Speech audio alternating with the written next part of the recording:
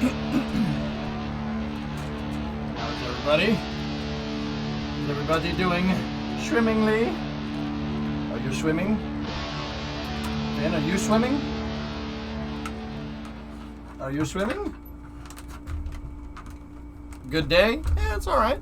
It's alright, not bad. Very bing chilling. Oh, bing chilling.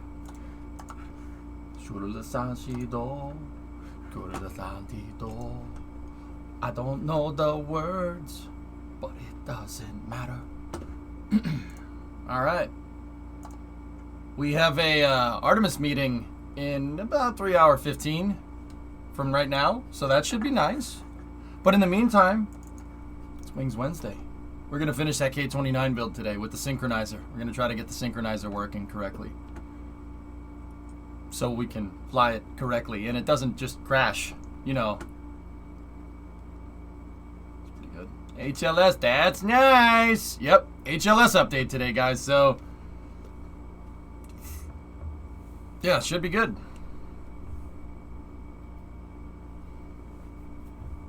All right, let's pop in this.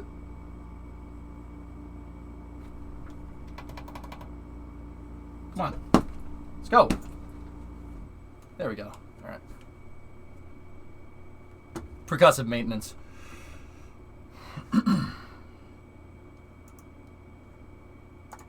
Hey, it worked. All right, let's get the tunage going. We're going to jump right into it.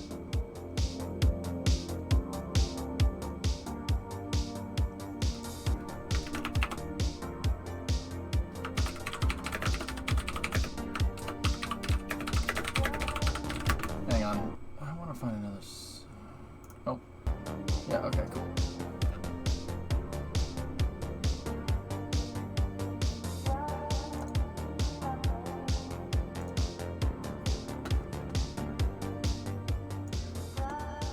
All right, so if you're unfamiliar with the K29, it's a like super compact autogyro VTOL that we're working on, and I'm honing in on basically like the holy grail of like atmospheric ships in KSP. Yeah, it's pretty good. It's pretty good. American components, Russian components, all made in Taiwan.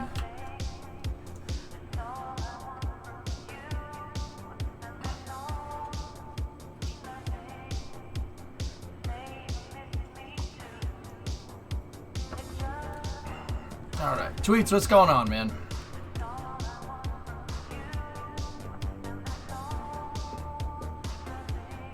Oh, more good news. I've gotten most of the mortgage stuff kind of figured out, fellas. We're doing house hunting, and we're going house hunting, so that means I can finally give more time to getting the mission mode stuff figured out. Yeah, working on some pretty cool stuff, I think. I think I got the architecture figured out, and I think you guys are gonna like it. Some people might not. I don't know.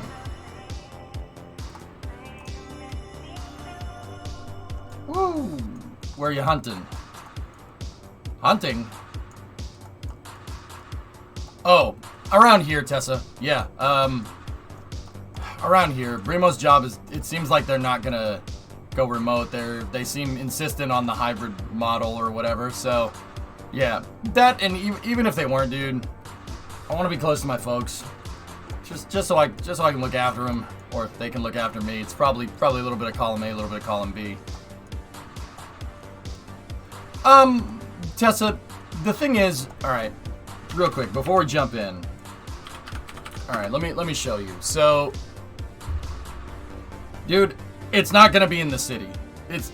I'm thinking in Massachusetts, but not in the city. So I've shown you guys this many times. Like, I'm sure people don't need to see it at this point. But here, let me flip the roads on. So I'm inside of C95 right there. It's actually 2 roads because our road system is terrible. Anybody from here knows that that's 128, 95, 128. Tessa, this is a good one. You'll like this. So 95 is a federal road. I can get on 95 and literally be here, C95. I could literally be in Titusville in about 20 hours. One road the entire way, which is cool. So it's a federal road, but it's funny. They wanted to make 95 when they built it. They wanted to make it go into Boston, right? But if you go in here and you look at 95, oops. The people voted it down because not in my backyard. So, yeah, it was basically supposed to go all the way in here. And it was supposed to follow, see where Reedville, Hyde Park, Forest Hills. It was basically supposed to follow these train tracks all the way in. And it was supposed to connect. It was supposed to connect with a highway that was supposed to be a road called 695, which is was supposed to be Boston's inner beltway. They started making it and then they just said, eh. So if you're from South Boston, Melina Cass Boulevard right here. And you can literally see Melina Cass leads right to Ruggles, which is where 95 was supposed to terminate. But that all got voted down, so our mid-beltway, right? The mid-beltway is the main road. So we don't have an inner beltway. We have a mid-beltway and an outer beltway. Now I'm inside of the middle beltway right here in Waltham, Newton. No, I'm not from Waltham. I'm from here. Like right in this area right there. I don't care. I don't care who knows. It really doesn't matter. So in here, 70% of the budget. Inside of 495, the outer beltway, about 50% of my budget. Out here, in this kind of gap right here between Worcester and 495, this kind of gap, now I can afford that. Those prices aren't too bad. Like 200 G's, which considering where you are is not the worst. And that price range goes all the way down to Plymouth. So I told my realtor to look anywhere in here. See this kind of loop-de-loop right here? Look anywhere in there. Anywhere.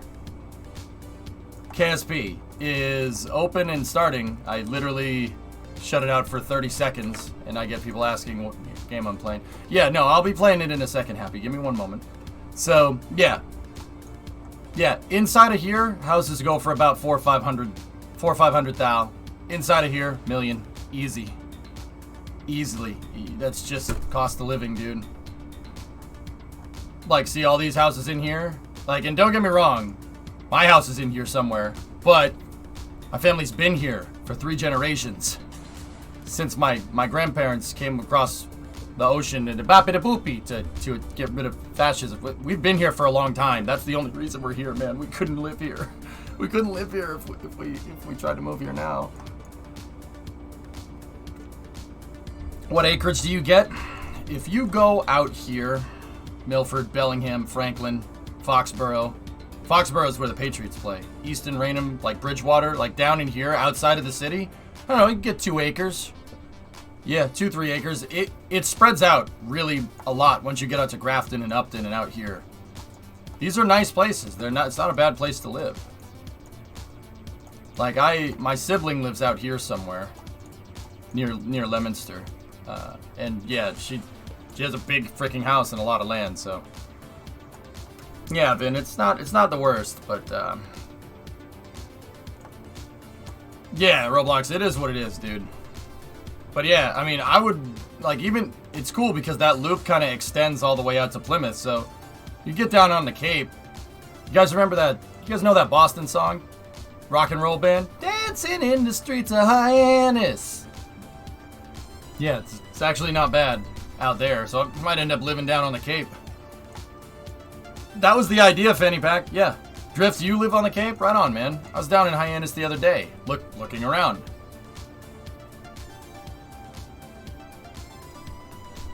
We went and visited the Kennedy compound. Nah, my dad used to caddy at this at that golf course right there, the Hyannis Sport golf course. Yeah, so, but I'd kill to live on the Cape. The Cape's cool. I've always thought that, you know, the National Seashore would make a great spot for a launch complex. Just saying. You're only 41 degrees north here. 41, 42. Launch out from the National Seashore. Be pretty cool. MV more specifically. Oh, nice, Driftwood. Cool. Hell yeah. No, it's nice down there. I've never been to Martha's Vineyard. The furthest... I know. I've lived in Massachusetts for like 35 years almost. Well, 34. The furthest I've gone is Woods Hole. Because NASA. Because I'm weird. Never been to either of the islands. Yeah, I don't know what that says about me, but whatever. My direct descendants crashed and settled on the Cape in a ship called the Mayflower. That wasn't the Cape, that was Plymouth. But yeah, you can see the rock. The rock's still there.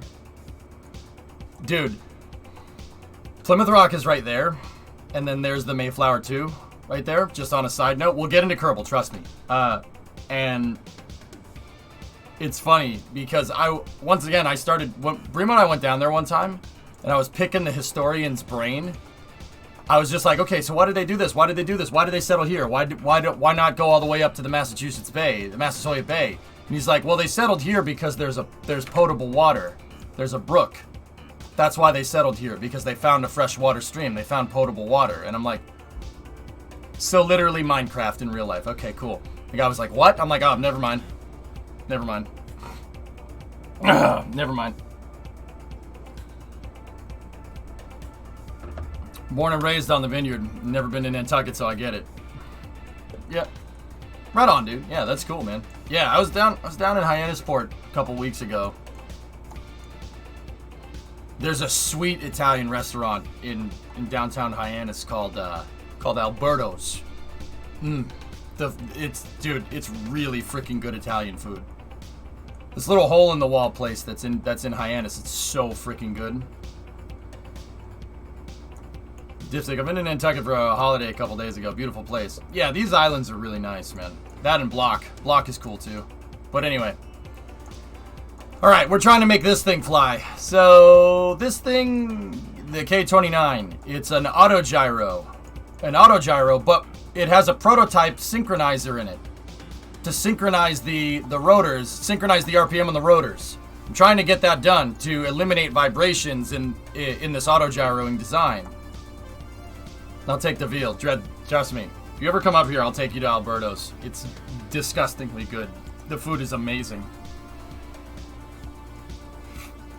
So, you know like when you go to a fancy restaurant, right? And they garnish the food with all this stuff. There's like plants on it and whatever. I usually don't like plants on my food. Yeah, I'm American. What do you want? Alberto's the type of place where you go and you eat. The garnish makes the food taste better. Like, you eat all of it, because it's delicious. Oh my god, I love Alberto's. Thank you. Thank you. Hell yeah. Alberto's is the... Man. Nah, Tessa, I want to do this myself. I don't want chat to help me with it, because then somebody in chat knows my... Well, I suppose that doesn't really make a difference. But yeah, no, I want to do it myself. Plants, that's what my food eats. Alright, so, you guys are jonesing for some KSP. Watch this. I'm working on building this thing today. Let me show you what this does. Yeah, Tessa, I got a realtor and this guy's good. He's real good. So, I might have a line on a couple of houses here. We'll see. Alright, so check this out. This might not look like much, and everybody asks, is it a V22? Well, not exactly, but it does what a V22 does, so... Wow. That wasn't loud at all. Alright, so... Let's check to make sure our collective works. Collective is working. Yaw control is working. Watch this. Ready? So if you notice, we got a synchronizer. I'm using RCS balls as gears to make a synchro. To make sure that my rotor blades are all synced up together. But it doesn't seem to be working. Oh, the gear likes to ride around. We're going to need to reinforce the Kraken bearing, I think.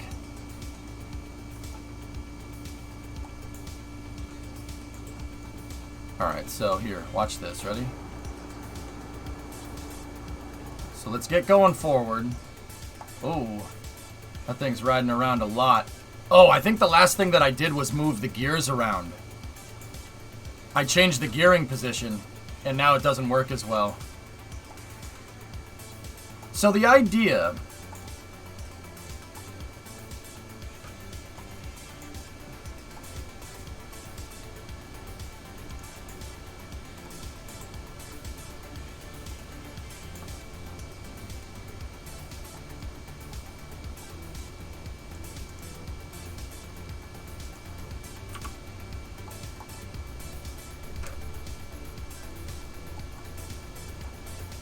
is that it doesn't do that.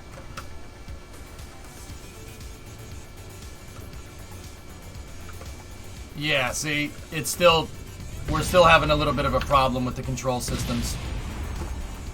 Alright, I gotta go in and I gotta mess with this. Take your time if you can. I spent almost 3 years looking. Yeah, no rush right now, Fanny Pack. I'm just trying to, the only rush would be to get in before they screw with the interest rates. Before the Fed messes up the, well, not messes up, before they adjust the interest rates. Other than that, yeah. Yeah, good call.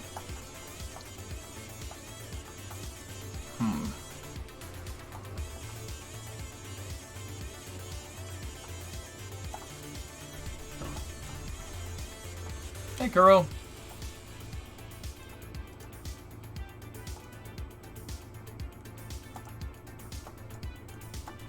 Yeah, Tessa, I liked putting these up here at the pivot point of the rotor. That was just an idea that somebody proposed. And I guess it kind of worked, but the problem is that that when I go collective up, this thing bends. The whole thing bends, and it puts stress on that Kraken bearing right there. I need to find a way to reinforce the bearing.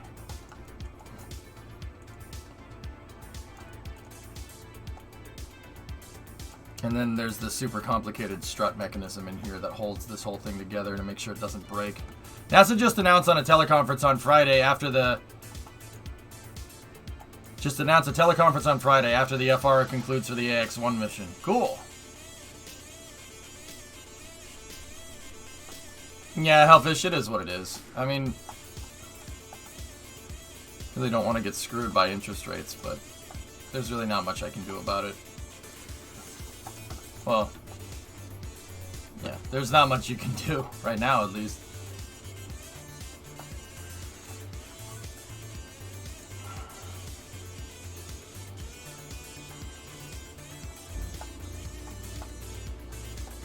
We gotta wait a little while, huh?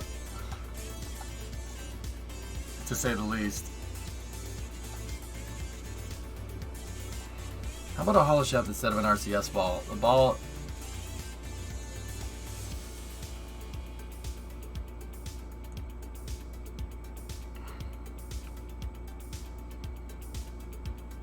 Well, what am I going to use for a drive shaft, Tessa?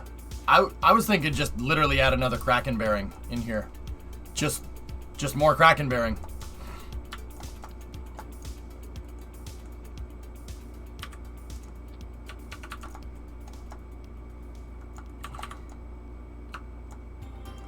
Have you tried just having more Kraken bearings? So, Tessa, what I was thinking is this.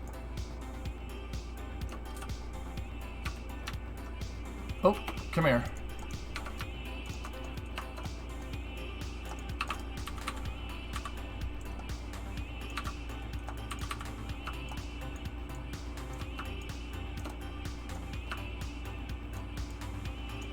So, literally just adding more reinforcement. Which one is the, okay, so that one right there is the shaft here.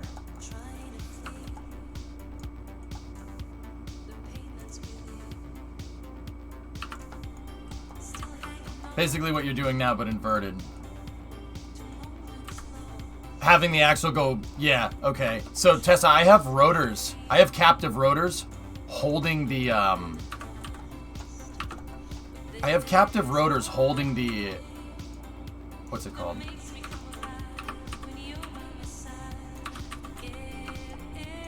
They're holding the rotor in place. There's two rotors here. One of them is attached to the synchronizer. and the other one is attached to the rotor, but it's still not enough because of the collective pitch on these things. So let's go right there, put that one right there, and then get in here again. It's just we gotta beef up the axle. The axles on these in real life have, I say in real life like this is an actual vehicle. Like, if we use a helicopter as an example. They have holders everywhere. There's carrier bearings everywhere. Like, you know that on Binky, they have that carrier bearing that's coming out of the transaxle. And there's a carrier, and then that goes back to the drive shaft. Like that. Hey, Tourniquet, 42 months. Tyreek Hill to the Finns. The Chiefs traded Tyreek Hill? Are you freaking kidding me?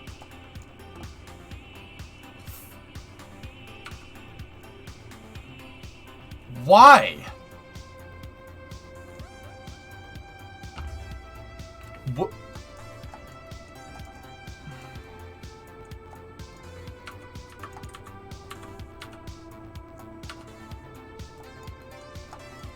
He wants to be the highest paid wide receiver.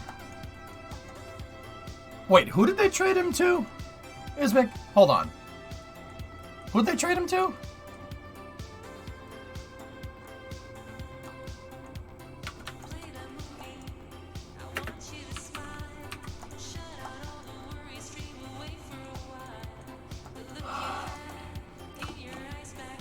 To Miami.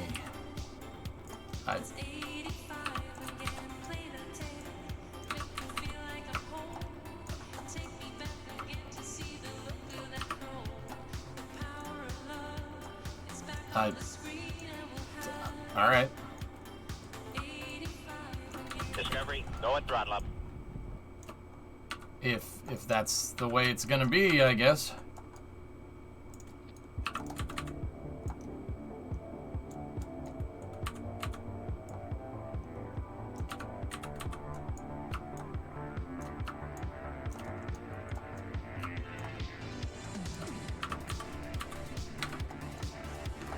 Ozzy, go Wings Wednesday. That's right.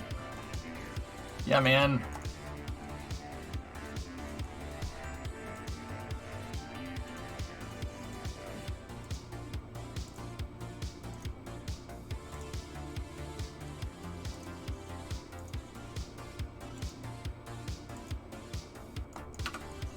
All right, so we beefed up the rotor shaft there. Let's see what this does.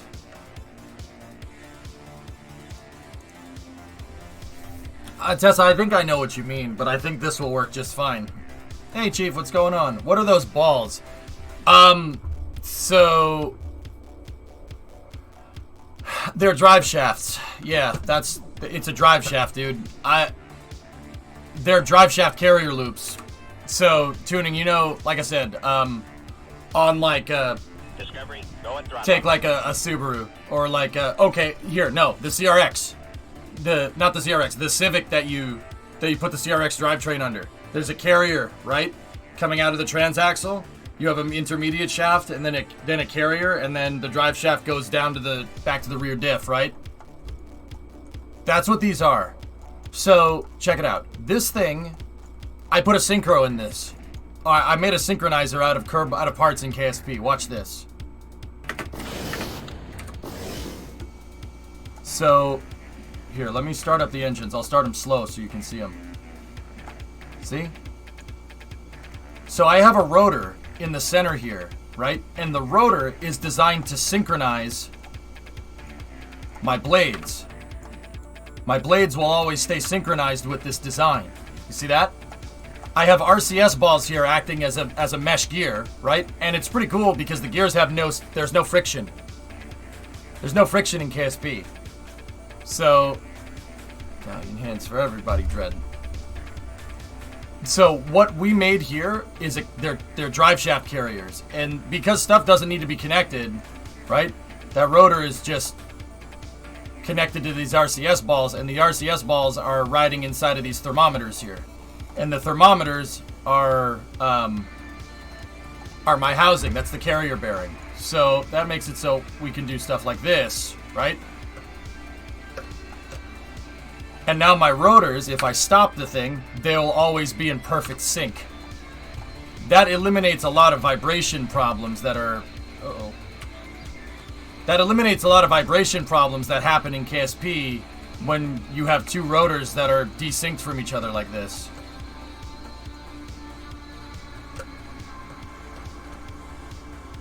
Thanks, Sawyer. It's a synchro. Guys, any two-rotor helicopter, V-22, whatever, has this. Chinook? Oh yeah, absolutely. You have to sync the blades. If you don't synchronize the blades, you're gonna get a lot of adverse vibrations. And this is true for any helicopter that has two rotors. It could be a KA-52. I've been reading a lot about those ones lately. That has a synchronizer in it somewhere. Because if the blades, see in the case of a contra rotating like this helicopter here, the blades have to be basically opposed to each other. See how they're in perfect sync though? This one is that blade is at the 3 o'clock position, that one's at the 9 o'clock position. They're in perfect counter sync. If you don't synchronize your blades like that,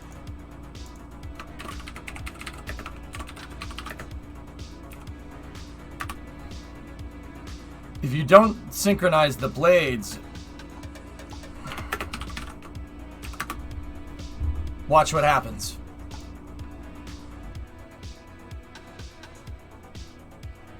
Ground resonance is an imbalance in the rotation of a helicopter rotor when the blades become bunched up on one side. Watch this. This gets violent real quick. So this Chinook, the blades are desynced. See, it's not that big of a deal to start off with, but you gotta remember, Chinooks are made out of aluminum. Most things that fly are. They're made out of aluminum. And every time that thing rocks back and forth, it's like doing this with a pull tab. Same thing. Now watch what happens. And just like a pull tab breaks, those blades have enough torque to rip the back of the Chinook off. Watch.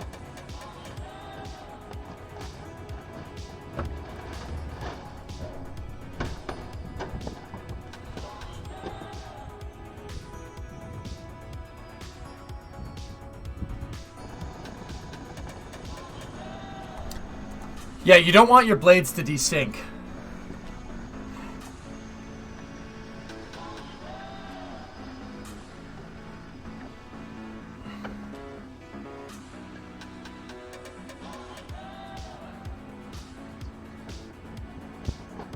Oh, yeah, see that?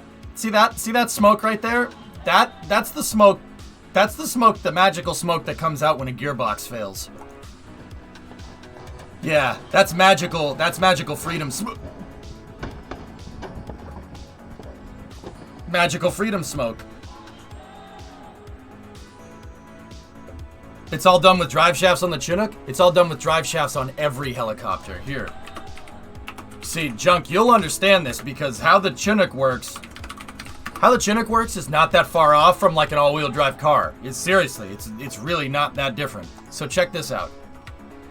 You have two turbo shafts here that are making shaft horsepower, okay? They're into a gearbox that turns the drive 90 degrees. It's just a bevel gear, right? And they go into this thing. This thing is a transmission on drugs, okay? Seriously. You have two input shafts, right? Twin input shafts and twin outputs. There's a drive shaft that goes through the top of the Chinook to the front. And then there's a drive shaft that goes out the back of the Chinook to the back. Through another bevel gear and out to the swash plate. And then you have one that goes up here through another gearbox and a bevel gear that goes out to the front swash plate. This thing right here has twin inputs. The twin inputs can be desynced, but the twin outputs, the way the gearbox is designed, the twin outputs can never be desynced. This thing can take two inputs and make it one synchronized output, which is really cool. It's a really cool gearbox. I don't know how it works, to be honest with you. I'm guessing some kind of planetary drive, right? The crazy thing is that someone could shoot an RPG at a Chinook and blow this entire turbine completely off the side. It'll still fly. One turbine, one of these things can drive both the rotors. That's why the Chinook is the fastest helicopter in the U.S. military. Seriously, this thing goes faster than an Apache. Yeah, true story. Faster than a Cobra, faster than an Apache, faster than a Venom. It's faster than a Kiowa. This thing can go like 250 miles an hour, which is absurdly fast for a helicopter, right? Today I learned all the weight in a helicopter is drive shaft and gearbox. Dude, it's like an all-wheel drive car. You know how an all-wheel drive car can have a transfer case that you could have a limited slip transfer case to evenly distribute power. And then you have limited slip diffs. Well, these are no slip diffs because you don't want desync.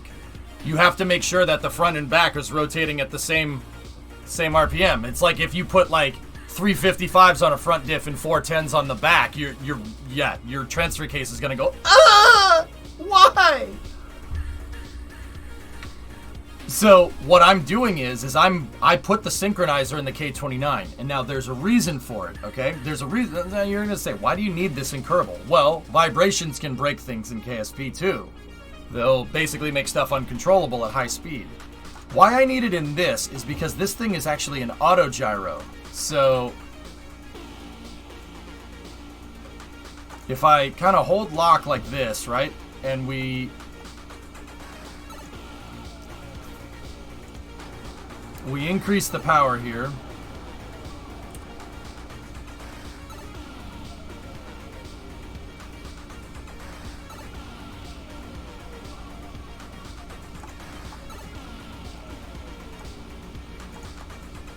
Yeah, it always does this. Yep. Every time. Something is very wrong with this. Yeah, we didn't need those motors anyway. We already crashed. Did the crew survive? The flowers are still standing. All right. I'm trying to get it to auto gyro, and I'm trying to get the blades to sync up when we auto gyro. I don't think it skipped a tooth, Tessa, but nice one, Prod. Here, we'll start in auto gyro mode. Any idea why the Russians don't have similar copters to the Chinook? I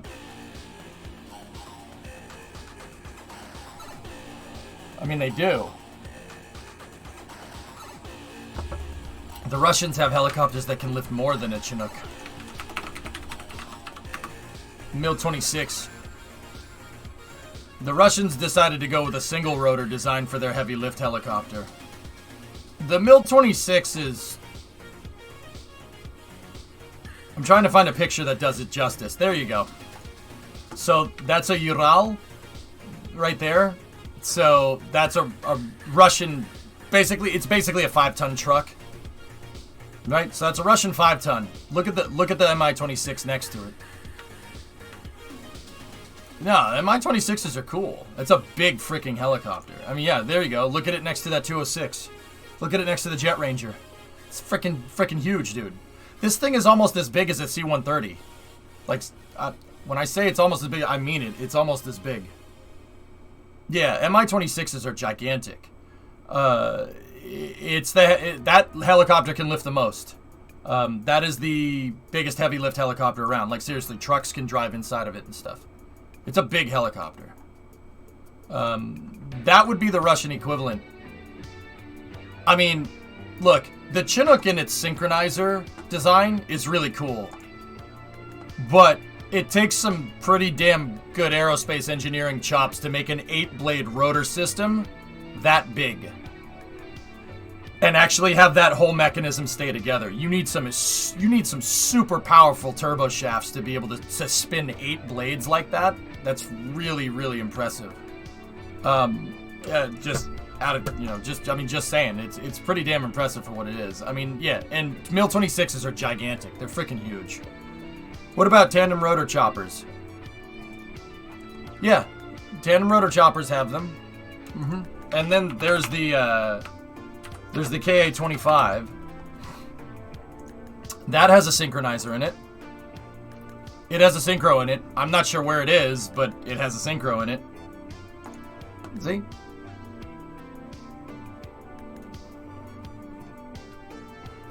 More blades, more power, home time. Yeah. It's not just more blades, dude. Tuning, think of blades on a helicopter like running a bigger tire. You can run a bigger tire if you can fit it, but it doesn't matter if the motor can't turn the damn tire. Like if you put big, thick, like 15 wide slicks on like an Integra, you gotta make sure that Integra can move it, or else it's not going to work. You're just gonna fall on your face if you go down the drag strip, right? It's not just about adding more blades. You need to add more power for more blades. But yeah, helicopters is there's this whole thing with them. You want to add more blades, you need more engine. Oh. We're just over here now.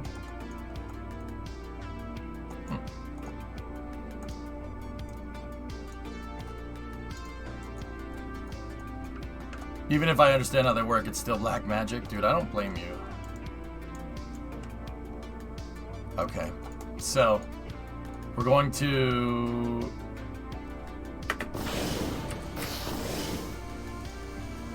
shut off differential yaw. Put these into the back. Full reverse collective.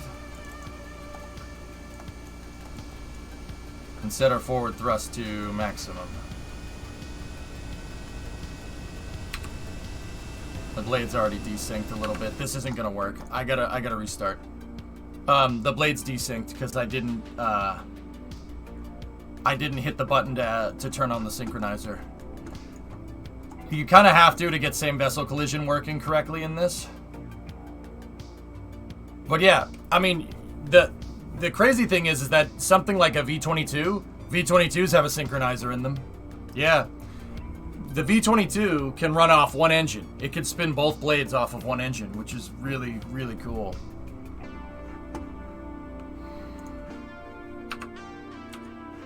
Yeah, I don't hate that shot, Thomas. Alright, so... let's...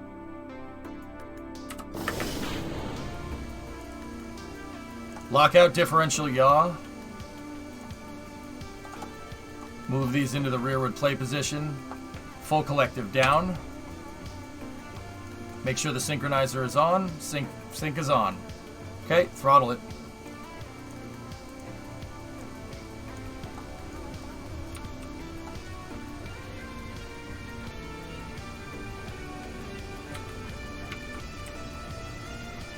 So I have no power going to the blades right now.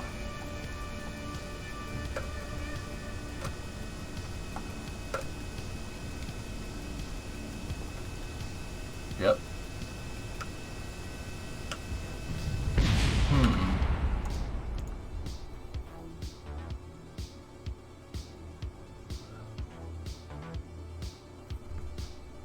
It rotated really far, really fast. Maybe if we... I'm gonna have to move these landing gear forward just a little bit.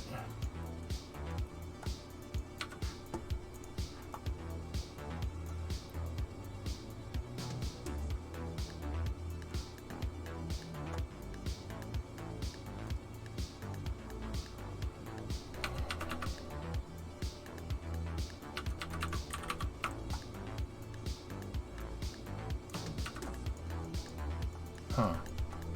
Okay.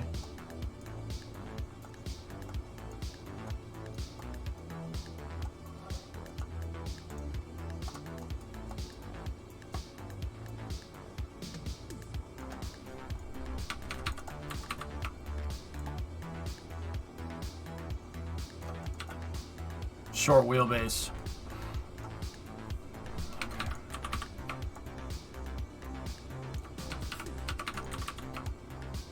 We gotta make the tail a little bit longer. I don't know why it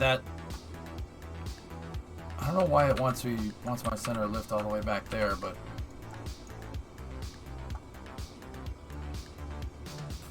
that's probably not ideal.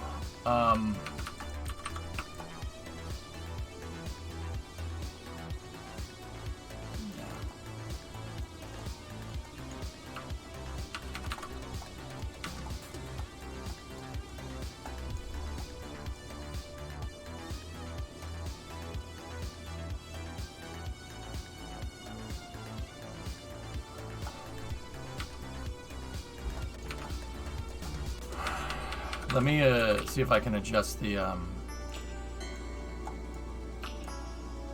No, we're really gonna need to adjust center of lift.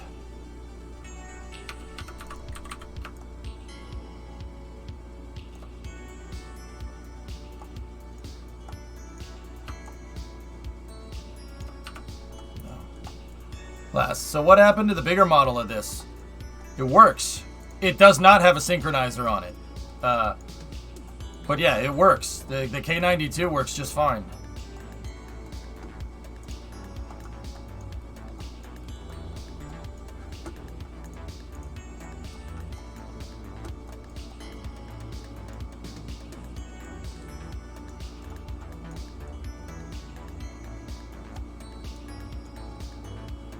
That disparity is not...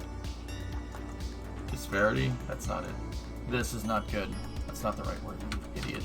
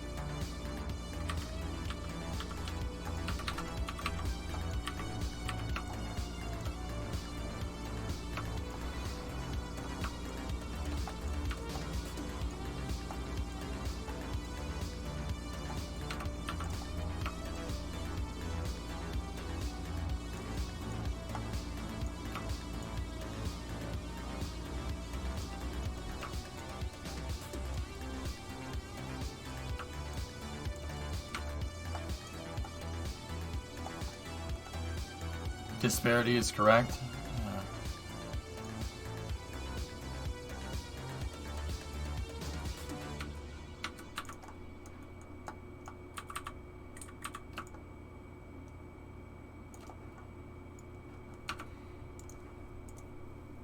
Yeah, we just have a slight thing with the center of lift that's kind of screwing us right now. Hey, boo. Hey, Jawa, what's going on?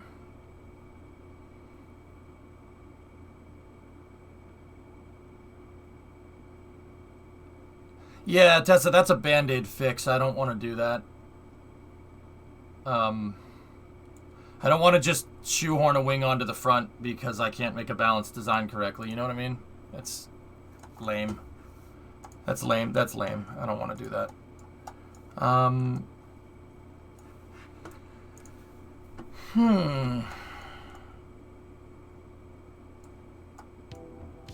don't know how that...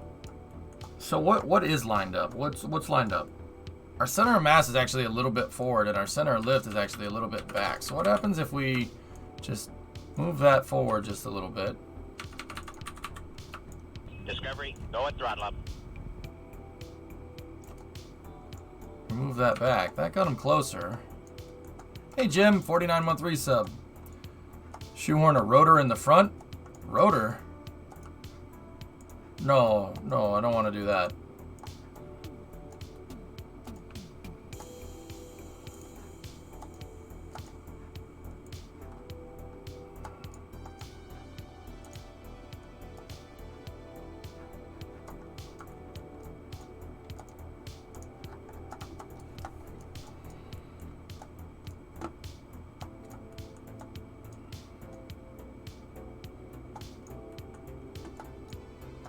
No, I mean use a flat thing like a panel as the control surface.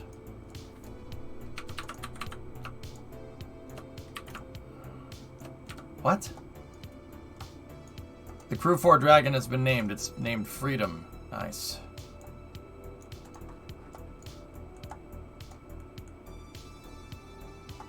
Needs canards.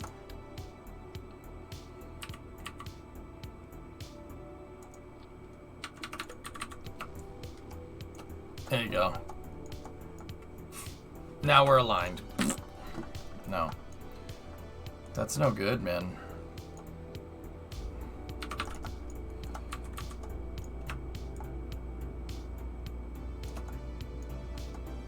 Yeah, that's where that all needs to be.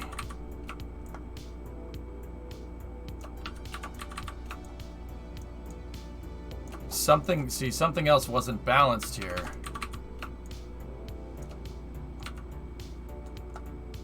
There we go. Now we good.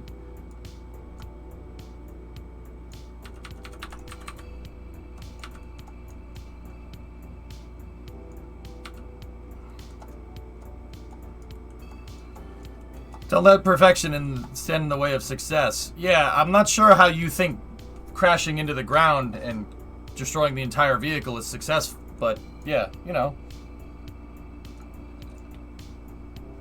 To which their own.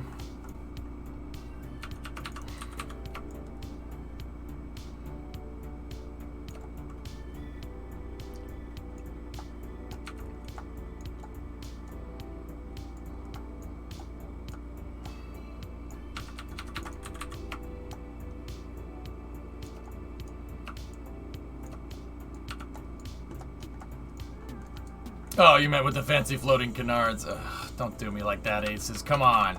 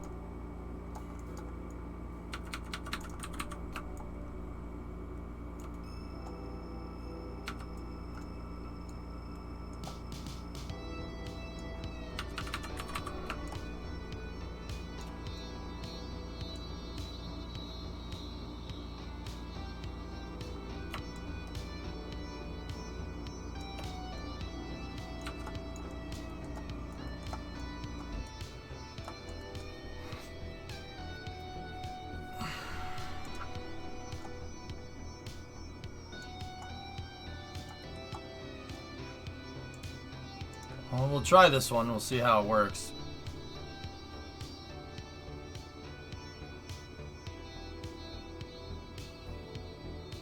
We'll see where it gets us.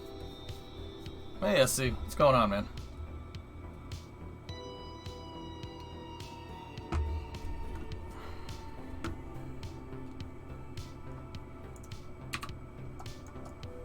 Alright, so let's try to take off in auto gyro mode. So we need to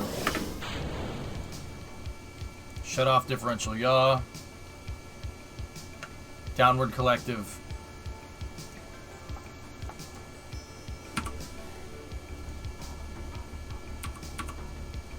lockout pitch control on the rotors.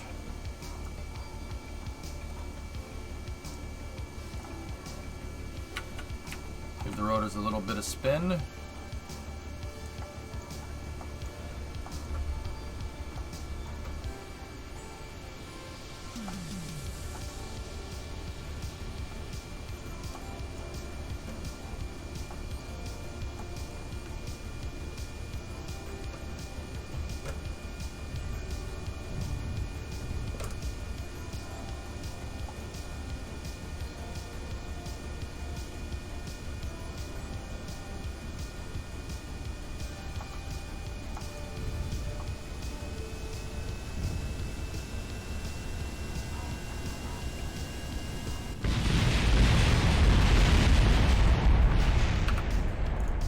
That's worse, not better. That's not better. that's not better what we just did there. That's not better.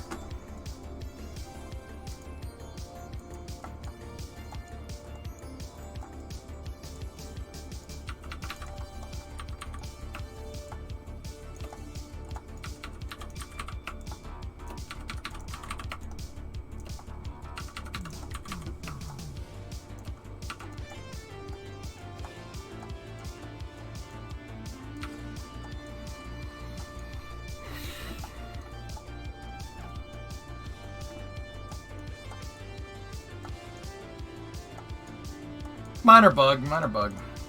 So this is where we had it the other day, and it was working, but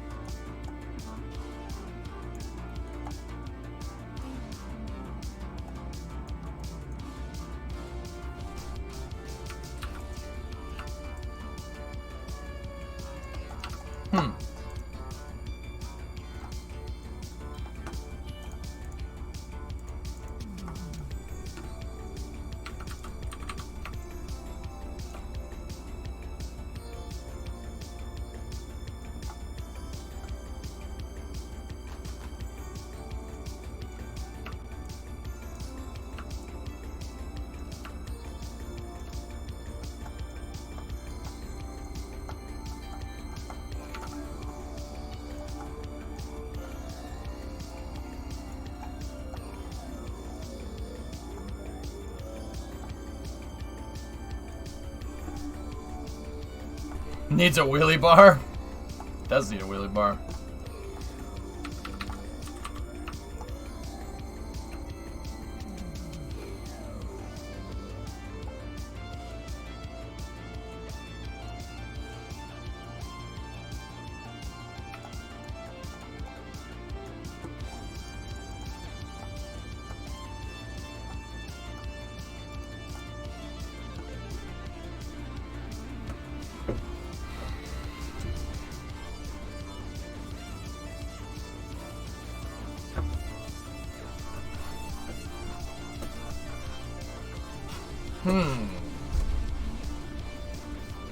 I meant to ask from the rollout video, why they hate on Airbus helicopters, by the way. No hate, just wondering if it was a bit. Oh,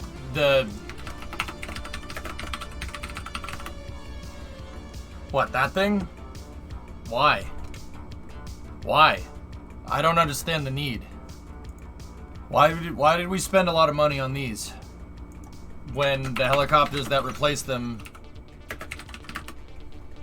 the helicopters they replaced are perfectly working helicopters? That's my problem. NASA had a fleet of surplus Hueys, which have thousands of freaking parts. They made bajillions of these things. There's a bajillion Lycoming T-53s out on these things, so they literally never run out of parts. They traded them. They bought Airbuses because, oh, Hueys are old. It's annoying. It's really annoying. Why? Like, why?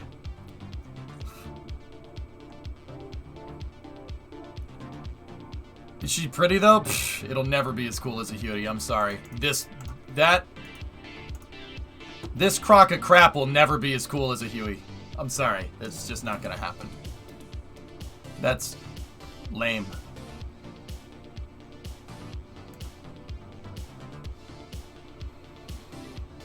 That's lame. The Huey fleet worked just fine, and honestly, no one can tell me that these were more expensive to operate than those new Airbus helicopters. I'm sorry, it's stupid. I mean, seriously, think about it.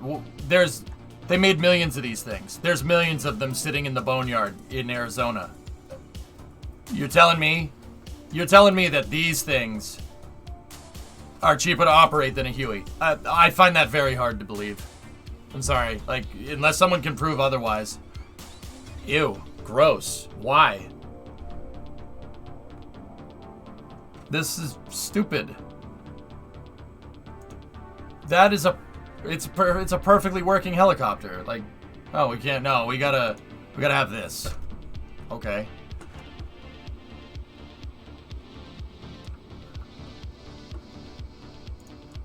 I don't get it. You can admire the SLS over Apollo and appreciate the differences in advancement in tech, but you can't admire the new helicopters to the Huey. Again, no shade.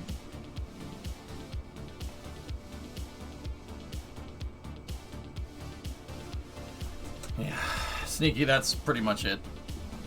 So by that logic, NASA should be using Blackhawks, because that's a huge advancement in technology. That's better than that helicopter, arguably, in every facet.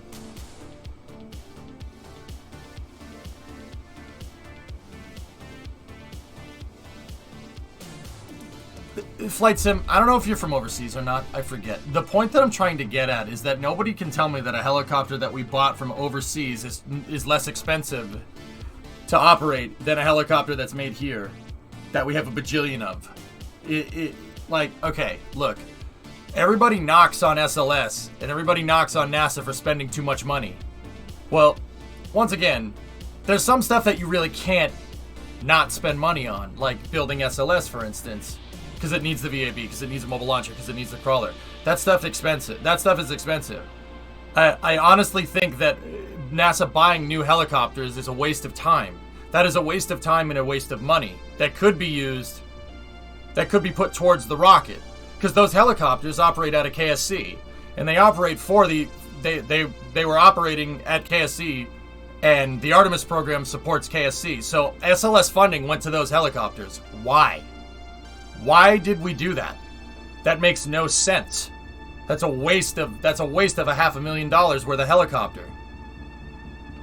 You understand what I'm saying? Like, dude, don't get me wrong. I'm not one to call SLS unsustainable or anything, but that right there is a case point in why people criticize.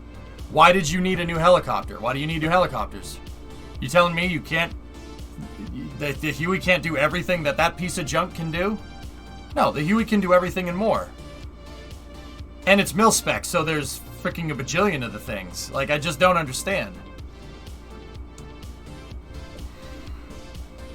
So that means somebody down the road was like, oh yeah, it'd be better if we bought these. You know, the Hueys are a waste of time and $500,000.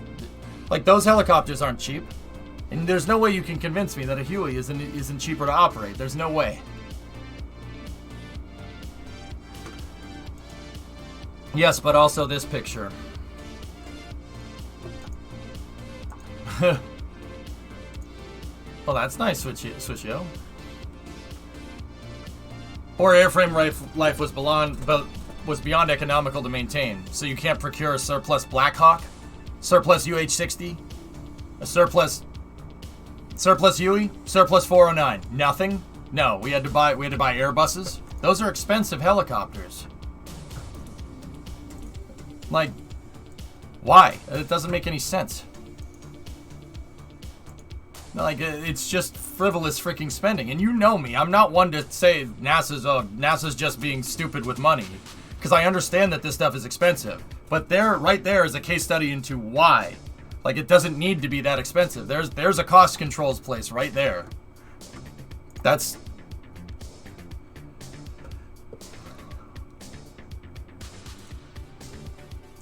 Nice, Panta. That's cool.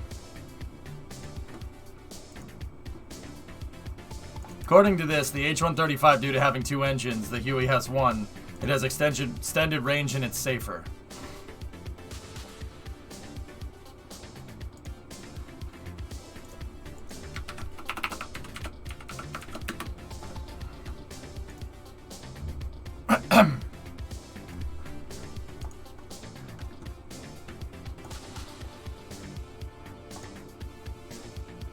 You don't need that part on the side, but it would be nice. They have a two-rotor variant of the Huey, the UH-1Y. The Marines have been using it for frickin' years. Why? Like, no, we couldn't do that? No? Okay.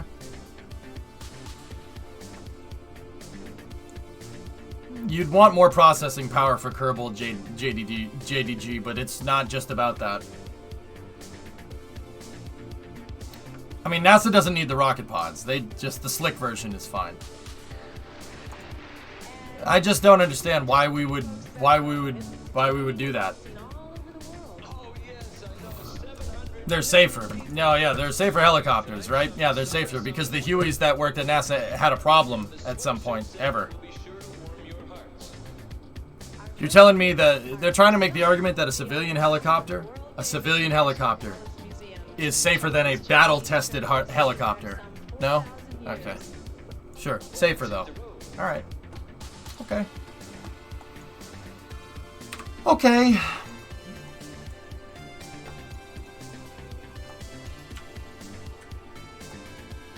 If that's, I mean, hey, whatever.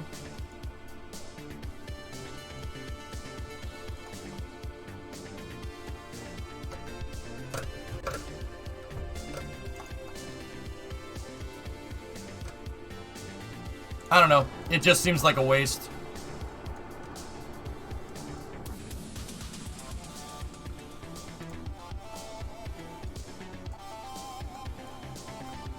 Military hardware is made by the lowest bidder. Yeah. Yeah, no, you're right. Yep.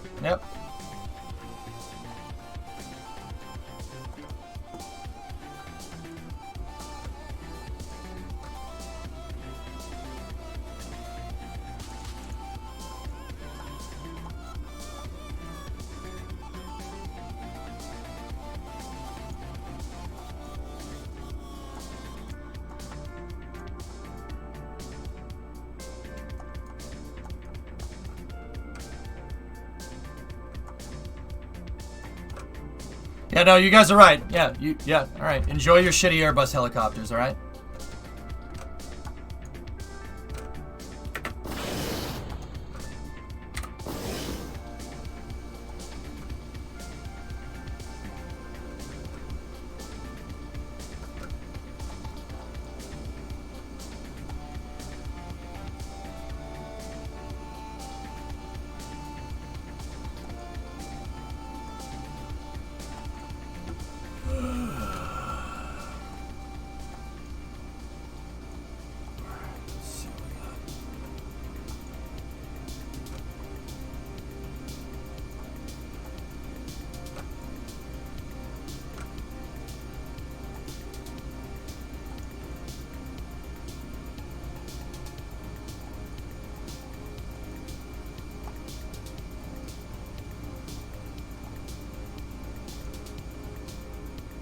A lot of experts in chat today. A lot of experts.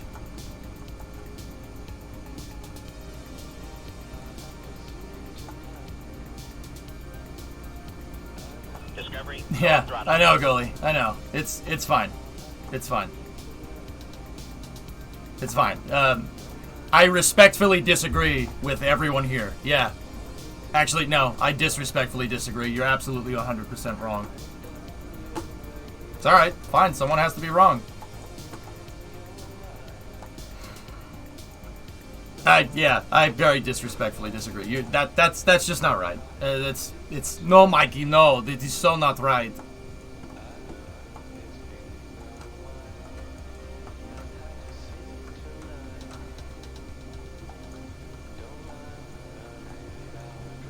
All right, let's see if we can get this thing into. Okay, so we got forward thrust mode that's working right now. I'm going to shut off differential yaw. And then we're going to play this controller here. Okay, so now we go down with that. And then depower the rotors. And then give us some thrust.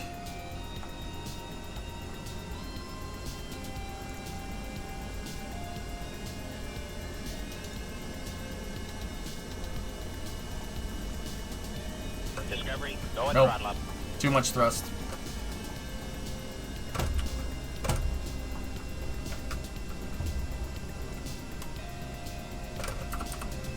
Yeah, see?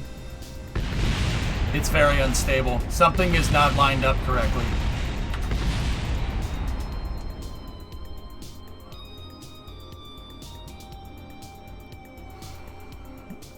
Yeah, Hibbit, hey, it is what it is. It is what it is. I just don't think that's correct. You know, people can make the lowest bidder argument all they want. Making that with a Huey is literally the dumbest thing I've ever heard. That's like saying, oh, you know, a Humvee, you know, or a Humvee is better than a Willys Jeep. You know, like, for civilian use, does the Humvee really make sense? I mean, the old Jeep works just fine. I don't know. I don't understand why we need. It doesn't. You know what? That analogy sucks. Never mind. It doesn't really make sense. I think NASA should still be using those Hueys, but it is what it is, dudes. They have Airbuses, and there's not much we can do about it.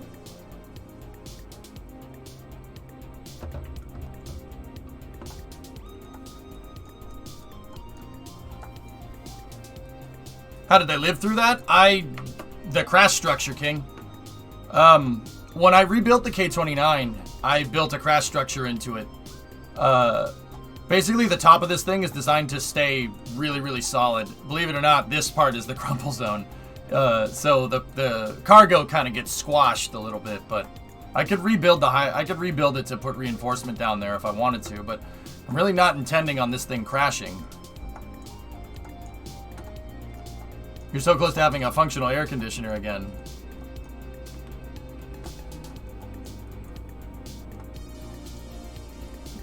What would be the total amount spent on the helicopters? I don't know. I'd be curious to go and check, Baralicious.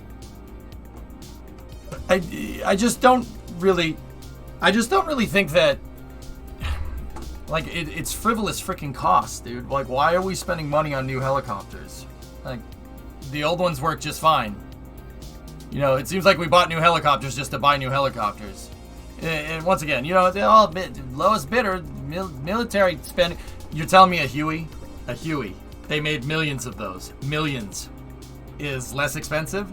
Or more expensive than those brand new helicopters? Yeah, I don't believe that.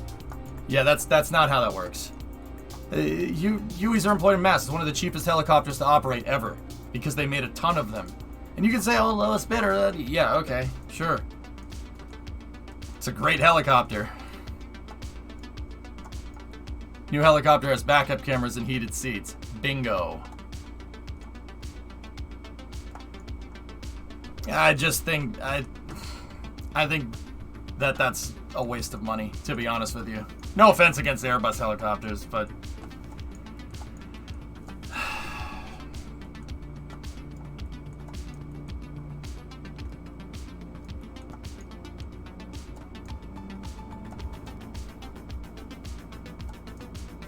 I'm sure some back scratching was involved. Yeah, maybe. JDG, could you please repeat what you said about how much advantage you want? Kerbal doesn't actually need a lot of graphics, JDG. You need processing power and you need RAM to operate Kerbal correctly. Yeah. It really likes multi-threading, so a processor with more threads would probably be better.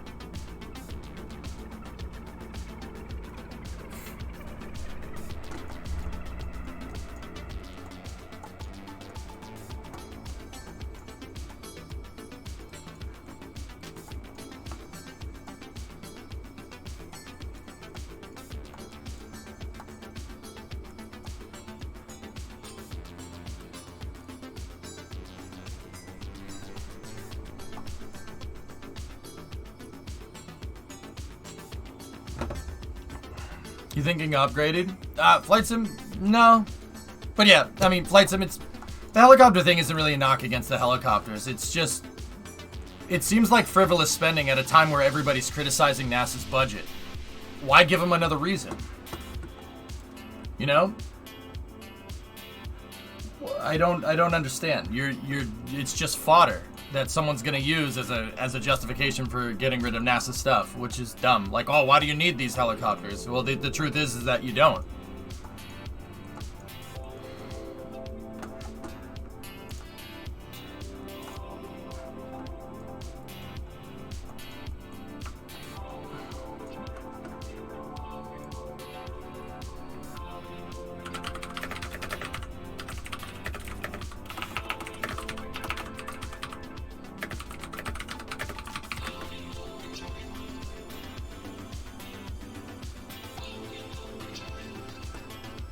Totally agree. Just bashing on Airbus as a company would be out of left field for you. I 100% get the core argument. I mean, Flight Sim, I'd be lying to you. I'd be lying to you if it kind of annoys me seeing NASA using helicopters that aren't American. It annoys me a little bit. I don't like that. But hey, they bought them, so there's really not much we can do about it. So that, like, once again, I don't know, and I have my reservations about Airbus, but I can't really say that Boeing is any better right now, huh? You know?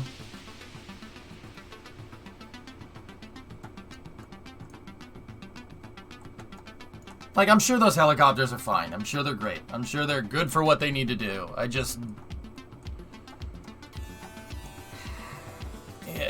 don't really, I'm not really a fan.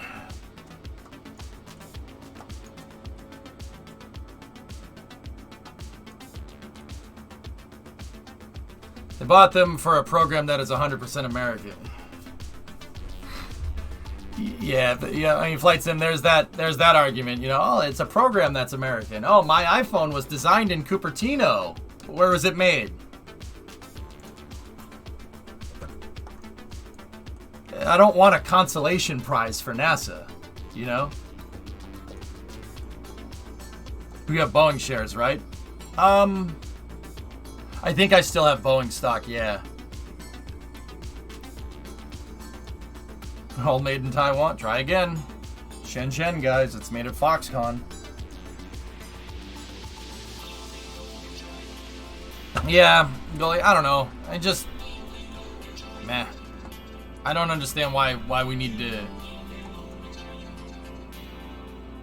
NASA is supposed to be showing off, like, American ideals, right? So why are we using European helicopters? I just find it very hard to believe that we couldn't find a cost-effective solution here for a helicopter that's made here. That doesn't make any sense to me.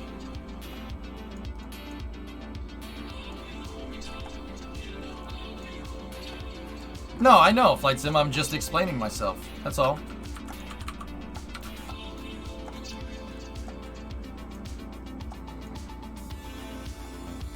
Like, I see something like that, and I see us spending money on those helicopters, and then I see people citing cost as a reason why NASA needs it. Like, which one is it?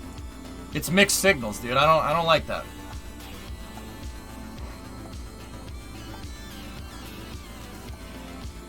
Maybe the helicopters are part of the arrangements for building the Orion service module. Oh yeah, the one that can't get into low lunar orbit. Yeah, great. I understand it's not designed to do that. Yeah, I get it. I just don't know why we're satisfied with less. That's really annoying.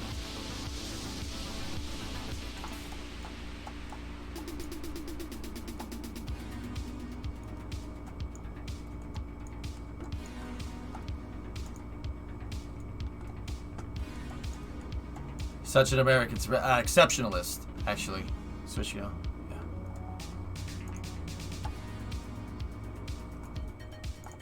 Look, I take pride in my work. I like doing it right. And I'm not saying that other people don't. What I'm saying is that it's not about you, it's about me competing against myself. It's the most American thing ever, dude. That's what we do. I thought you'd be watching the spacewalk. There is a spacewalk going on right now, but I wanted to get some Kerbal content in. Yeah, Gully, right.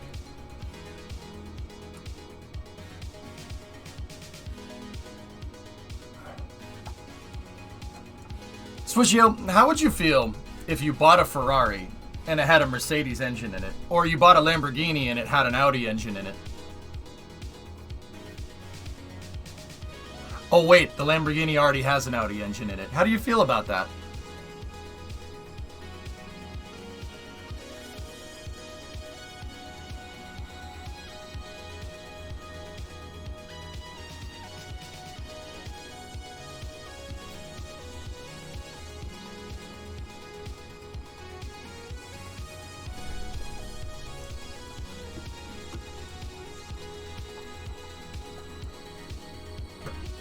Ew. Are you an Italian supremacist? See what I'm talking about?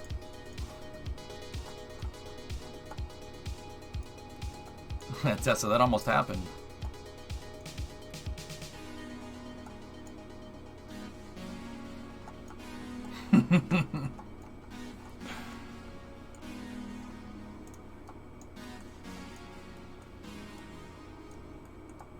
All right. This thing is having some serious stability problems when we're going into auto gyro mode, and I'm not exactly sure why.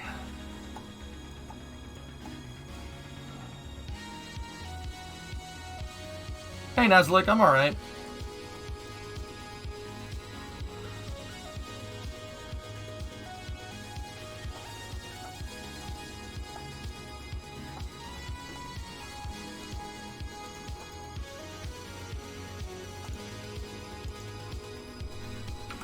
Where's our center of lift if we do...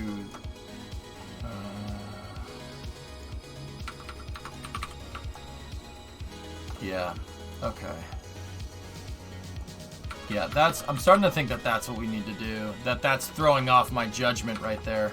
That center lift is back, but we need the center lift to be over the center of mass regardless of that. So I shifted the engines just a little bit, and let's see what that does.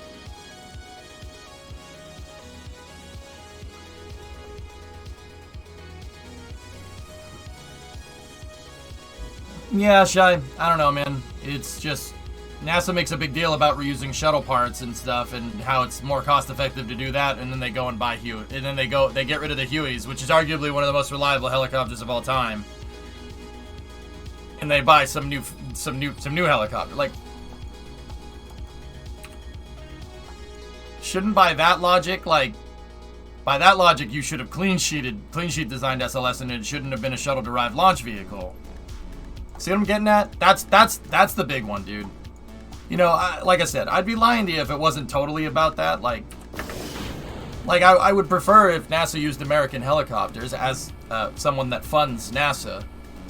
Screw me, right? Like, but you know, it's not about the Airbus helicopters themselves. It's just the whole principle of the thing kind of pisses me off because, you know, I spend copious amounts of time sitting here saying like, oh, NASA, you know, like citing the reasons why NASA uses off this, you know, like why a shuttle-derived launch vehicle is not a bad idea and how it's going to be expensive no matter what. And then NASA goes and does something like that. It makes it hard to defend my position, which I think is correct. I mean,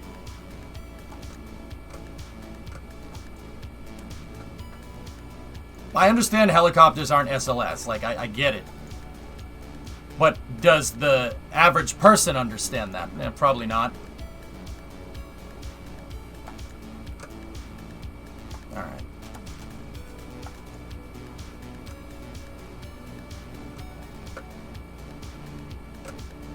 Switchio, Lamborghinis don't do anything for me anymore since they've started putting Audi motors in them. I'm not gonna lie to you. I don't care. I don't care.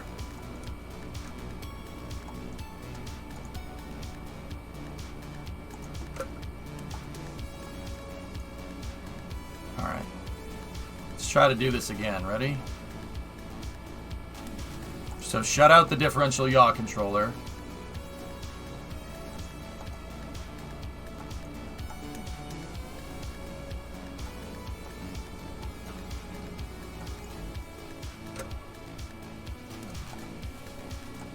All right, let's give it a little bit of throttle.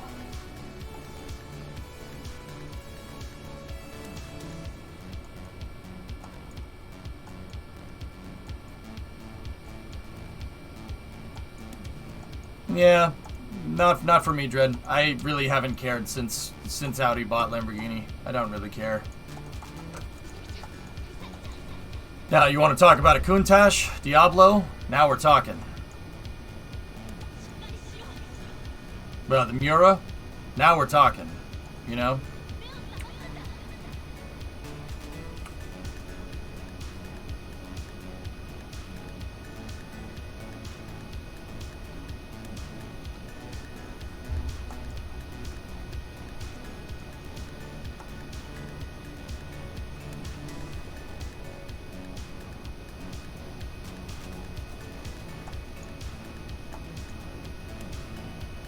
Yeah, I don't know, Tessa. Like, I'm not trying to hate on Airbus or anything.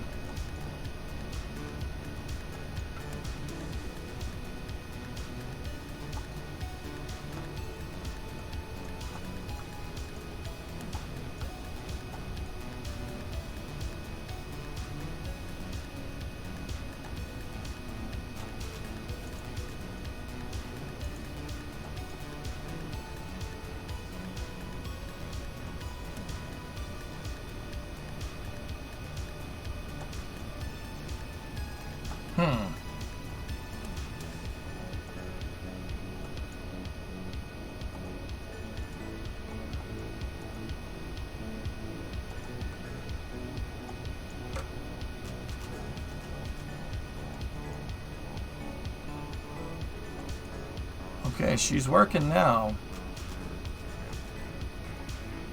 And the rotors do stay synced up. Do I have pitch control on? I do. We should get rid of that.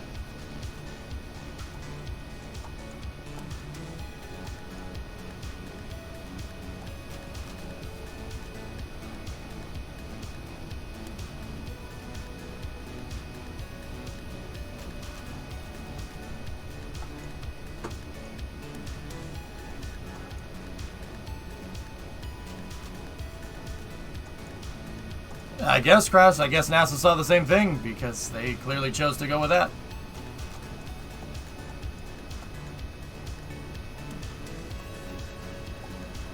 I know, Squall, yeah.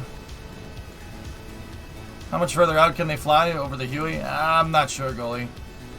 I'm not really sure why range is a thing. It's not like why is range a thing? I don't understand.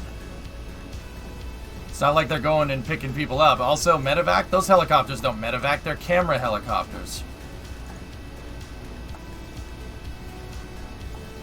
I agreed it would be nice if there was an American alternative. There is, Crash. That's what I'm trying to say.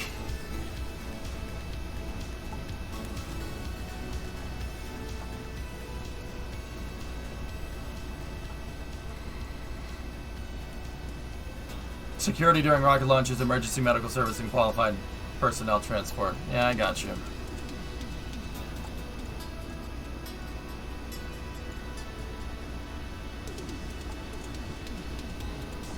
And man, it's not really a vertibird per se. This is an autogyro.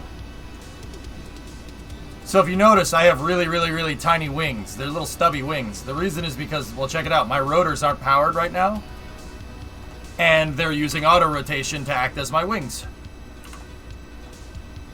See? No, I understand what people are saying. I just don't really think that's correct, Hibbit. Yeah. Not trying to be mean, except when I said I disrespectfully disagree. I mean, I kind of was, but like, I don't know. I don't really agree with it. But yeah, anyway, let's get back to flight testing this, dude.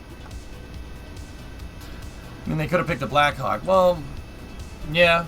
I mean, yeah, Bandit. Yeah, like, you're telling me that would be... that the helicopters that they're using there would, are somehow more cost-effective than a UH-60? The helicopter that the U.S. uses all over the world and they made thousands of? I highly doubt that. I highly doubt that. I just really don't think so, man. I mean, maybe, I guess. Yeah, maybe, I guess, but... You know, Bandit, it doesn't make sense. If you're going to cite range and usability as a reason why you want those helicopters, the Black Hawk is arguably better in every facet. Like, all right. And you can't say that that's not a safer helicopter, because it is. It's designed to get shot at.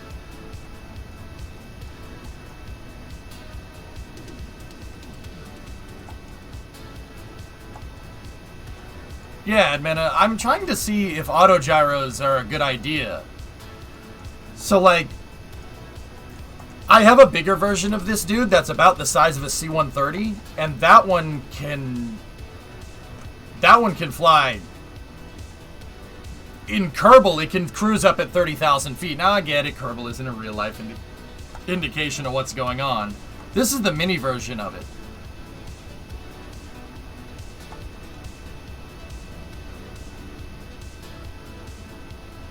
Yeah. But Advana, check this out. You'll like this. This is some nerd stuff. I think you'll dig it. So check it out. Let me pause. Look at my blades. Blades are perfectly synced. I built a synchronizer into this thing. We found a way to get Kraken Tech. We found a way to get Kraken Tech working with all in one vehicle. So I have my old Kraken Tech bearings underneath here, and I have a drive shaft that's attached to a rotor that's synchronizing my blades.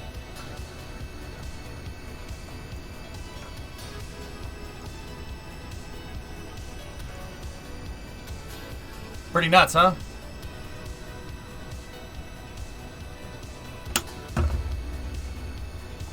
Single craft Kraken Tech, man. Yep, wave of the future.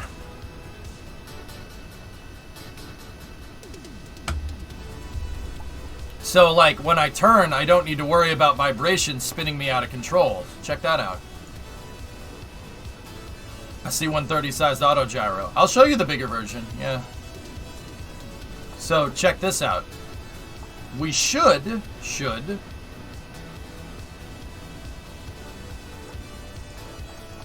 Alright, so I shut all power off. We have no power going to anywhere on the vehicle.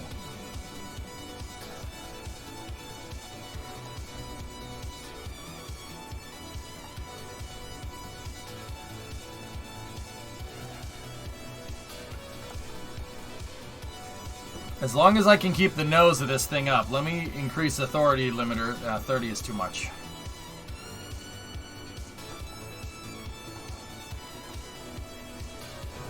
So no power to the engines, no power to the rotor blades.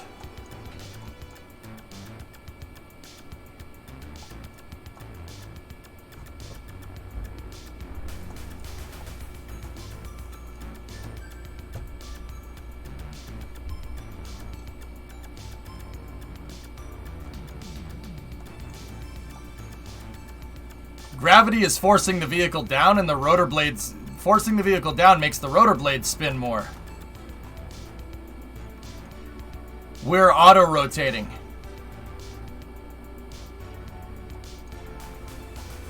No power to the engines, fellas. Nothing. We're totally dead stick right now. So now, check this out. When we get near the ground, all we gotta do is take the collective and...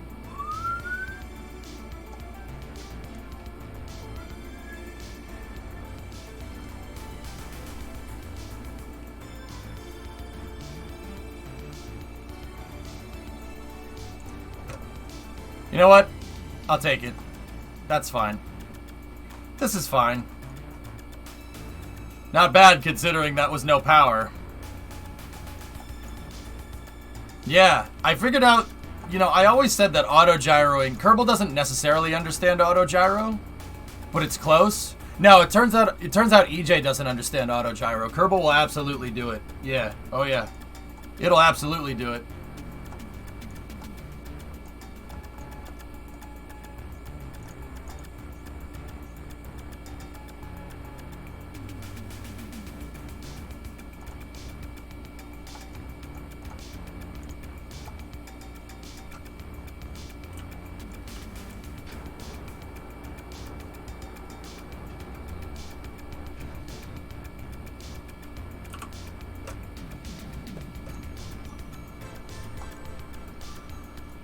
And now we're back in helicopter mode. Did I see the new Smarter Everyday video? It's fantastic. No, I haven't. So yeah, Amanda, this is the tiny version.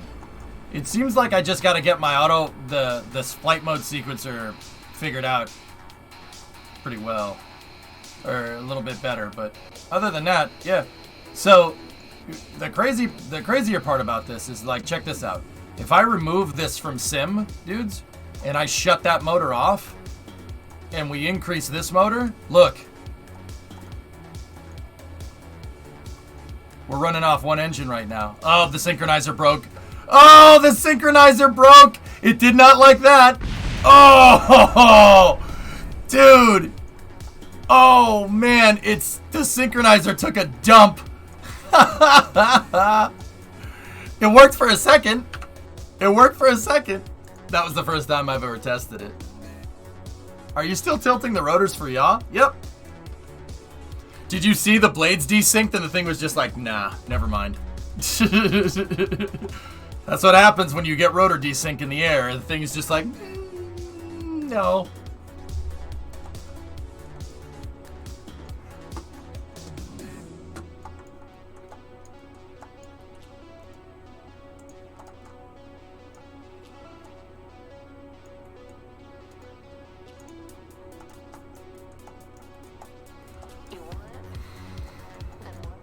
Yeah, it kind of worked for a second. The desync really screwed up the,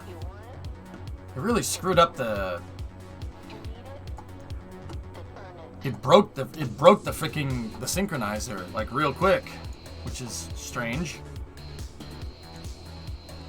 Interesting. So the jet engines power the rotors, right? Tuning, if I had, like, a real-life version of this, yeah, they would. How I would have this set up is like the Chinook. We would have two output shafts, and the output shafts would be on a clutch, right? And they would go to a synchronizer, basically right where that thing is. And then we'd have synchronized output shafts, right? And there wouldn't be any engine here. That wouldn't even be there. This would just be on a rotor on the end, and there would be a drive shaft and a gearbox. Kind of like a Chinook. And then The reason why I said there would be a clutch drive shaft here is because there would also be a clutch to the turbofan in the front. So that engine right there would have to alternate.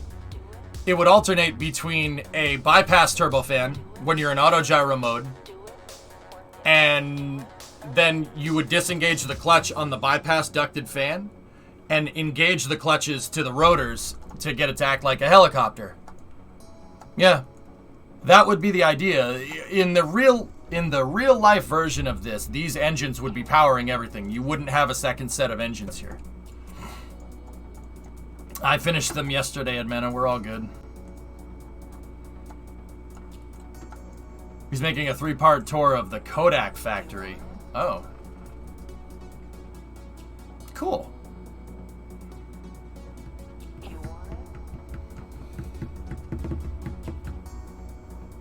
Here, Edmana, I'll show you the bigger one. Now, the smaller one has the synchronizer in it. The big one does not. The big one doesn't have a synchronizer, and it shows, but it still flies. Here, I'll show you.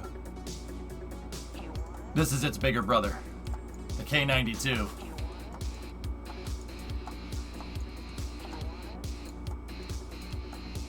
It even looks like a C-130 from the side. Thanks, Mistake. Now, don't get me wrong, I could probably put the synchronizer in here. We could retrofit it. It would fit right there. But I would need a lot of bearings holding this thing together. Yeah, here, I'll show you this one. This one has an automated flight sequencer built in. I built in... So, Edmana, I'm doing basically PCBs here with CAL controllers. This is a very primitive avionics system for this plane. It automatically switches flight modes for you. So it's a lot easier to fly. Hey, Avix, 21-month resub. Wings Wednesday. That's right. Yeah. Yeah, it'll switch the flight mode for you. Really easy to fly. I haven't done that on the small one, and that's why the small one crashes. It's literally the same avionics problem that the V-22s had. The V-22s, when they first built them, the avionics was really, really difficult to make it work.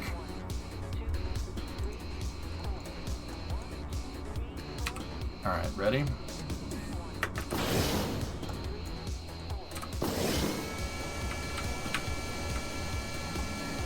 All right, watch. So left light on means we're in helicopter mode. Let me double it over to... Okay, we're in auto gyro mode.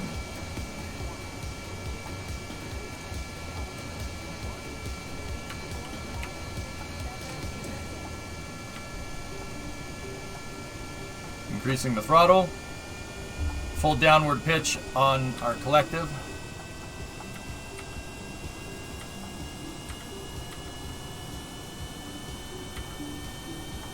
And then this thing should just, like Jado.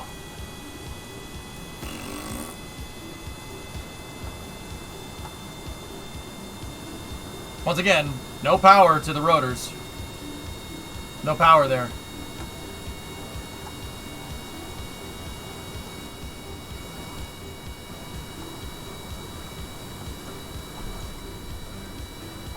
And like I said, if we were going to build something like this, like if I had a blank check, first of all, if I had a blank check and I could use whatever I want, we would use parts from an SB1 Defiant. We'd use parts from an SB1, a Chinook, and some parts from a V-22. And this thing would work just fine. I would take the rotor blades and the rotor housing from an SB1, and then I would take the clutch drive mechanism from the clutch drive from an SB1, and then the drive shaft mechanism from a Chinook. Should be able to make it. Now, with that being said, it's almost guaranteed if we just botched those parts together like that, it would probably break. Like, there's a reason why this stuff takes time, and I understand that. But the point that I'm trying to get at by saying this could be made in real life is that it's not that far-fetched of a concept. The only thing I would really... And Rocket Guy's the one that told me this. And I think that's right. The only thing that would really be weird is trying to like get the auto gyro to work. Auto gyros don't scale very well, from what I understand.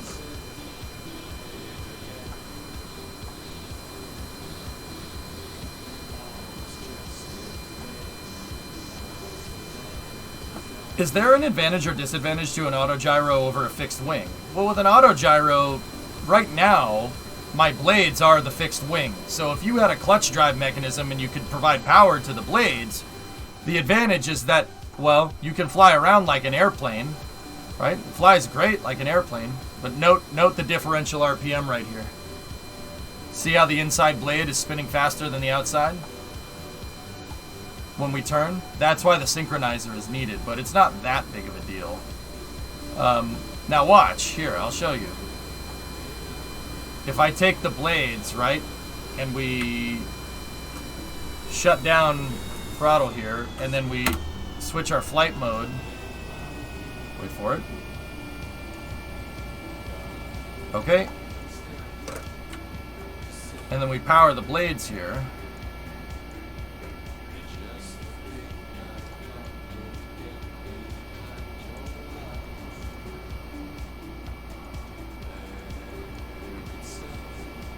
Yeah, Crash. I mean, the way I'm kind of foreseeing this is that these rotors would be about as big as a Chinook. But see, now we're in helo mode.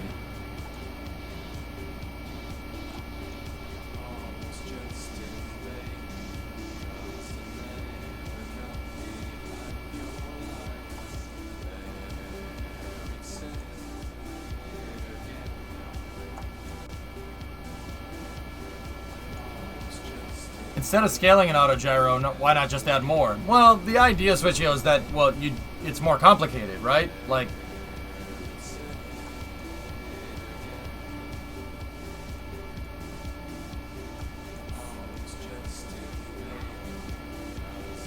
you can really see the diff RPM right there.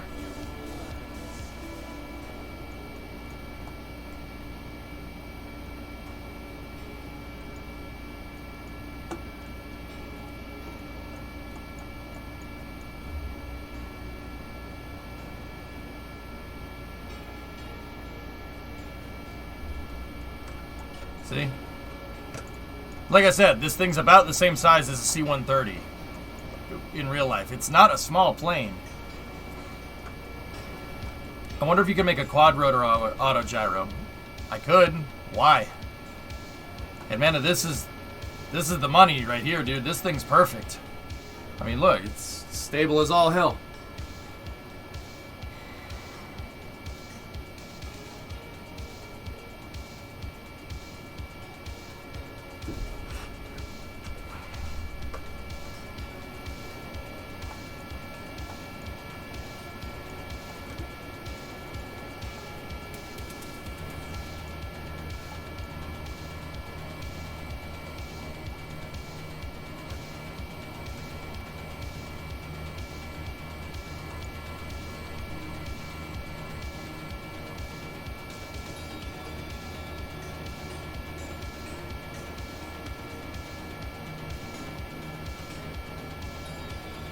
I mean, the quad rotor could work, man, I suppose.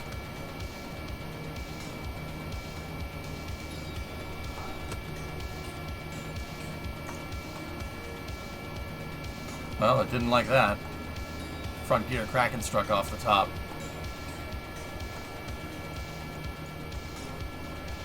Bruh! What's up, man? I don't know, what say you, Tessa? You think we should make the, I wanted to see if we could make a bigger one. I might end up, you know, Switchio and everybody saying like, oh, just add more. For the bigger version, we might have to. I'm not sure the helicopter blades are going to scale too well.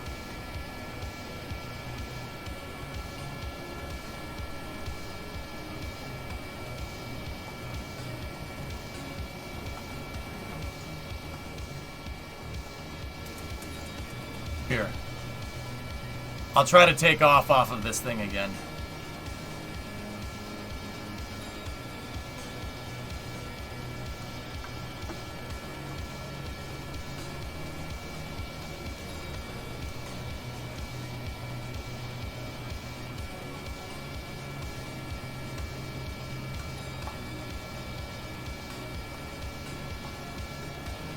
All right.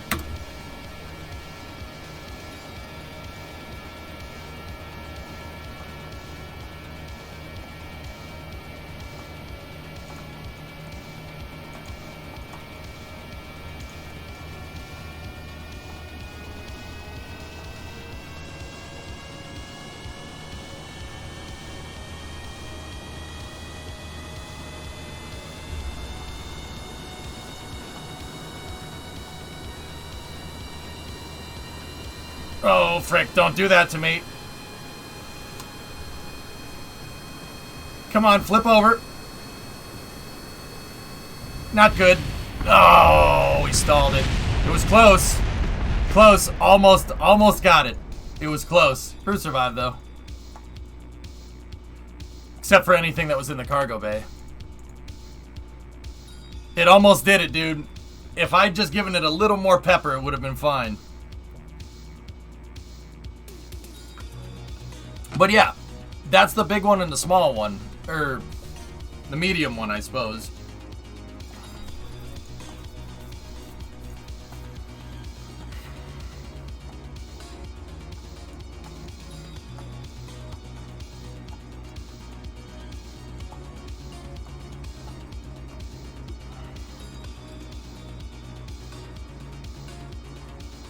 I kind of want to see if we can make a big one. I was thinking contra-rotating dual rotors for the biggest, but I'm not sure if that's going to work.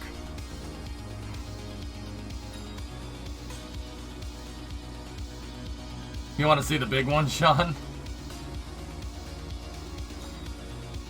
Tiny, bruh.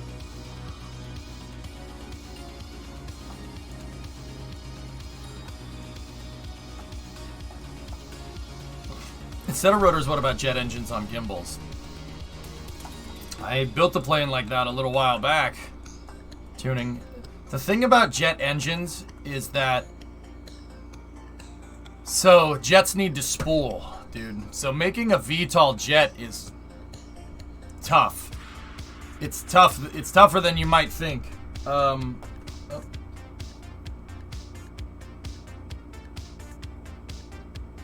me 1 second.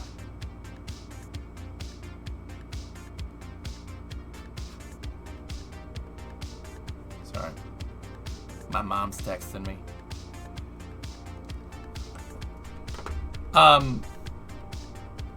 What was I saying? So, the thing is that you gotta spool them. I have jet VTOLs. They're in here somewhere. Hi, Mom.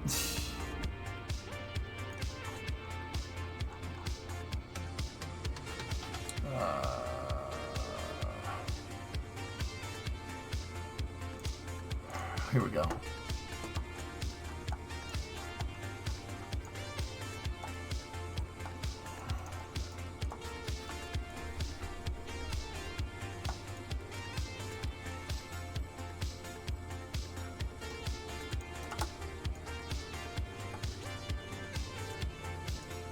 The thing is, I had to use reheat to get this thing to work right, because if you want this thing to hover, man, it's tough.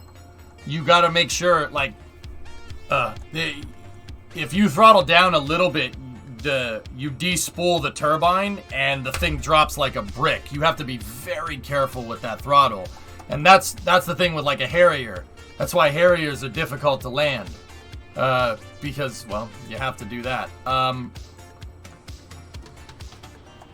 Here, let me make some quick mods to this thing.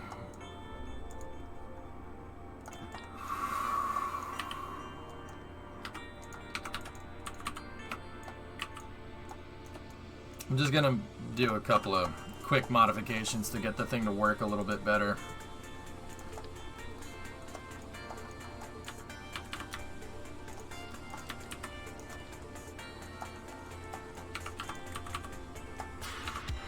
See, this one doesn't have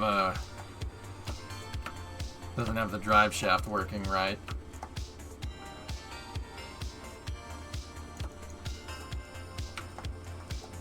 The drive shaft where it would be right around here, and it would here, hold on.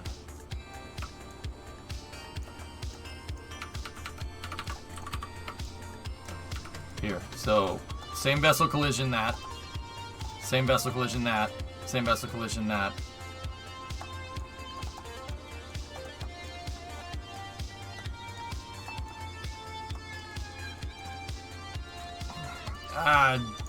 Socio, I don't know what they're doing. I don't know what they're doing, brother. I just don't get it. Alright. Here, we can take the chutes off. If we're gonna crash, we're gonna crash. You don't need any wheel authority here. Or you shouldn't need it, at least. I suppose I'll keep that. Alright, so check this out. This should work a little bit better than it did last time. Can you imagine a VTOL passenger jet? It could work, Panta. It's possible. Rotors. So, like, I guess the hotness.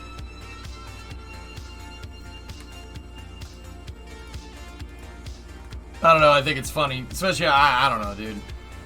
I don't know, homie. That's where I'm at, dude. Yeah.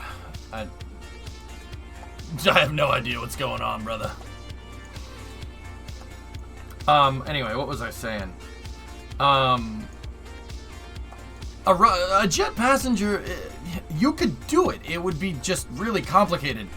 I guess, like,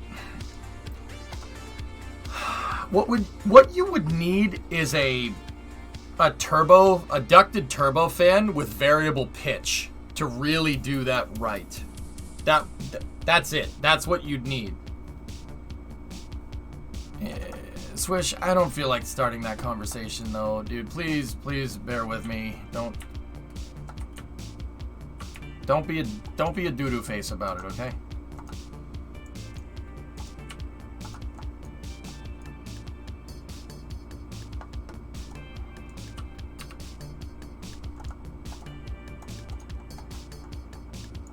No doo-doo face.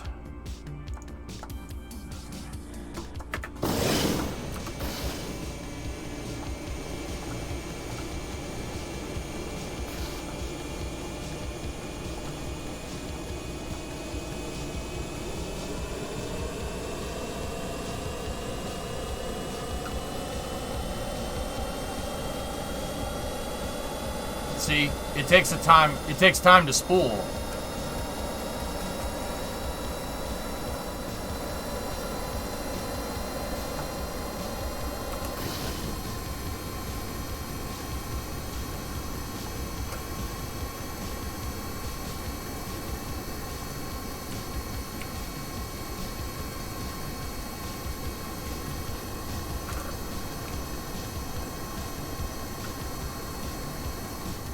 But it can be done.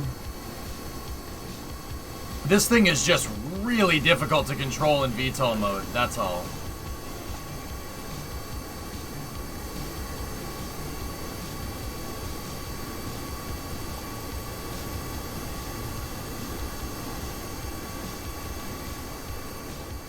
But when it goes, it goes.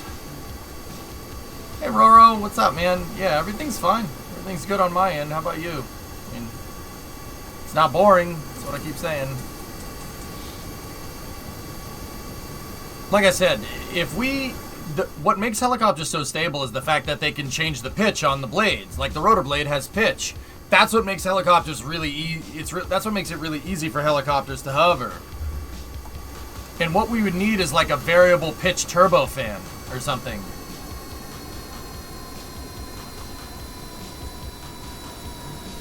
You've been busy, so I couldn't catch most streams, but I'm glad everyone's doing well. Yeah, right on. Everything's fine.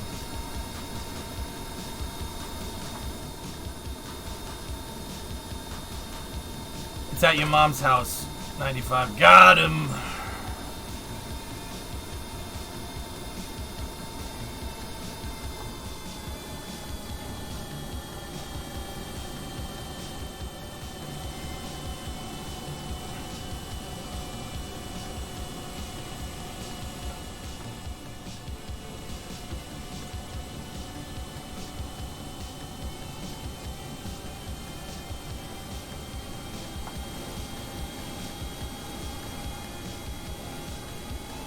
So my solution to come up to fix that problem is being able to toggle the reheat really fast. Well, this was my solution a little while back.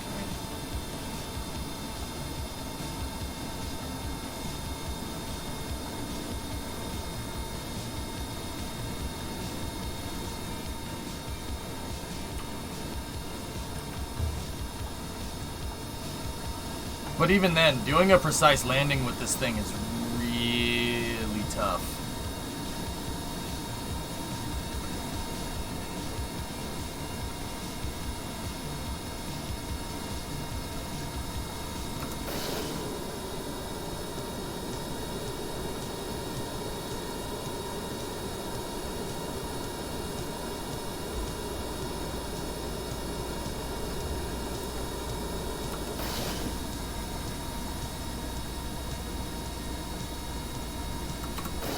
See, I didn't get it right, and now we're gonna crash unless I...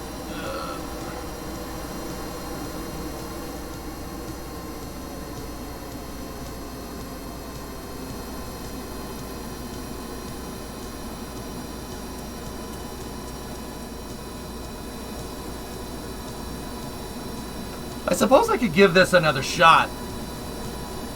I might be able to make a better version of this with a ducted propeller. That, now that I'm thinking about it,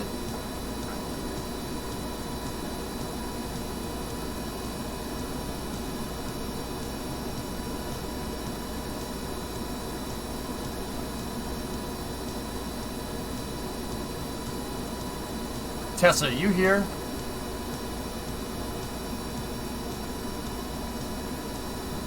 I just got a weird idea.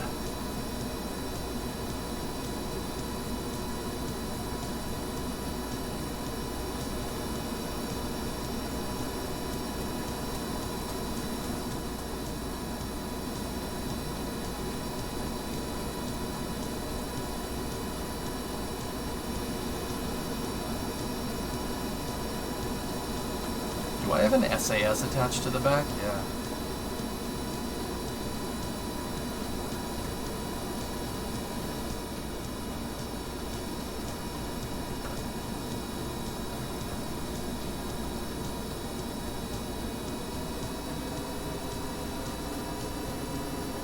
Yeah, so you got to be very, very careful with this.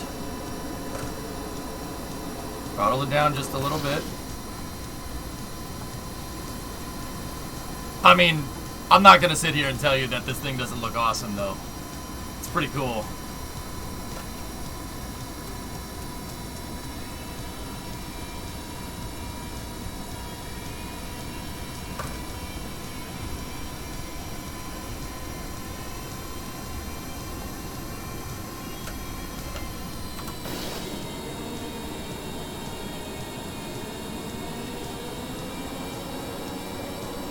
I heard about that, 12.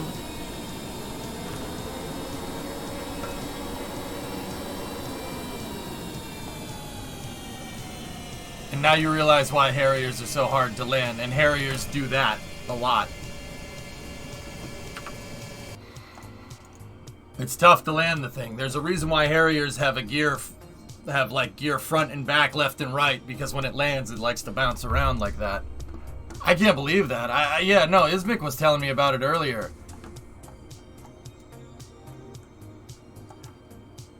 Do you guys mind if I test something?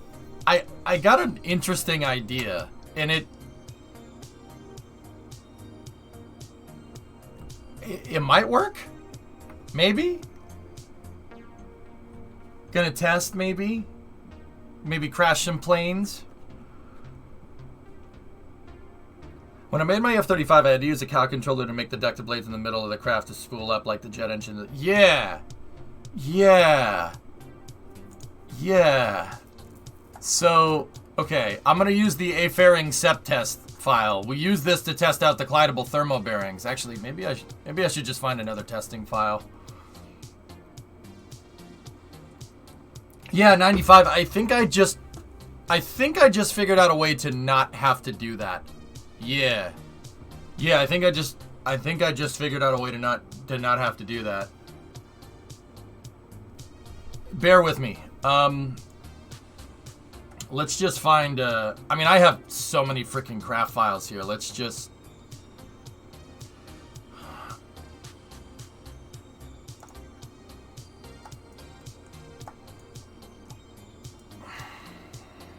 You know what? We could just junk this file. It'll be fine. You know what? Whatever. I'll just make a new one. It doesn't matter. A master testing file. This file is for testing ideas. Current idea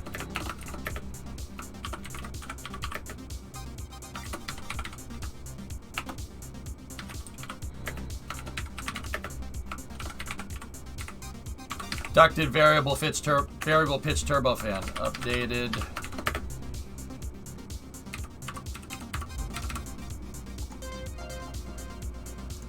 Okay.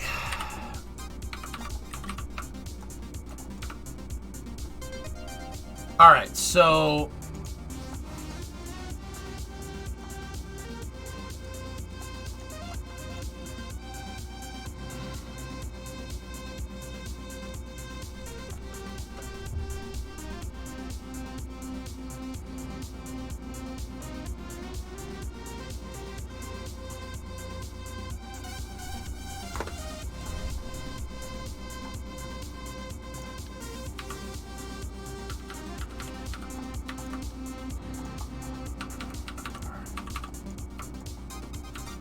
okay, so I have an interesting idea.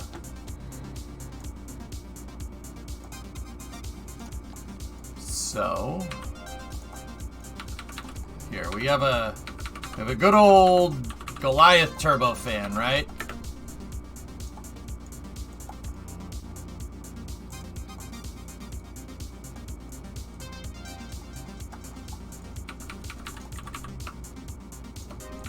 All right, so center of thrust. Discovery, go and throttle up.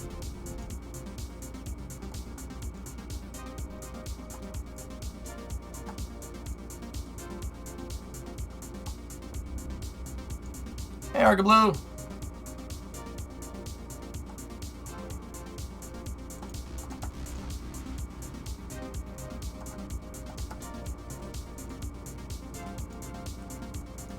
All right. Let me see. So I need something like this in here.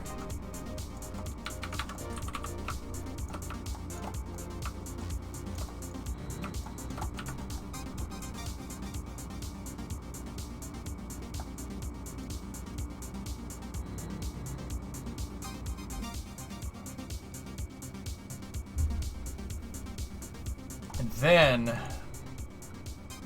I'm just gonna put this right there. No, that's not gonna work. Okay.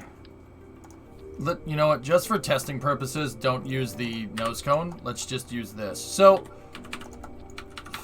I have an idea. Now, when you initiate reverse thrust with these engines, right? If you initiate reverse thrust, it changes your thrust vector. But I'm not sure if it changes it like that. But we could test. So theoretically here with Kerbal, right? So the thrust vector pivot point is right there. So if I take this, right? And I mean, these don't have to be powered. It doesn't really matter, right? So if we take this, right? And then I put...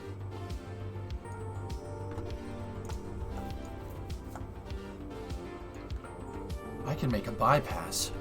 I can make a bypass. Oh.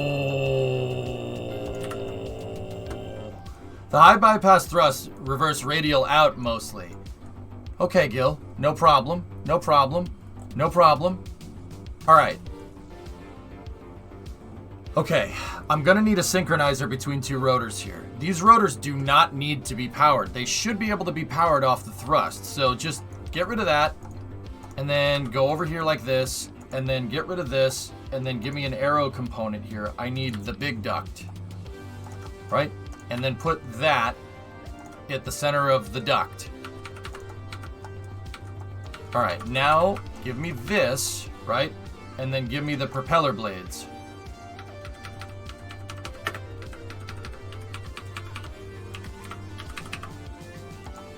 Here, let me... Attachment nodes, what's the maximum? Hex is the max. Okay.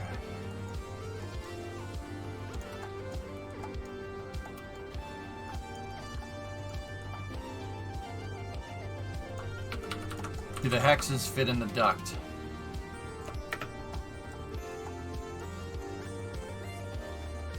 They do. Hey, Gil, or anybody, can one of you guys try and find me a,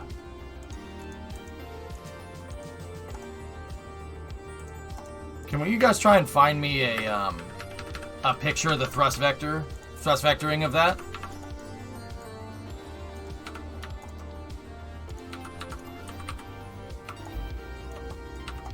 Hey, Emerald.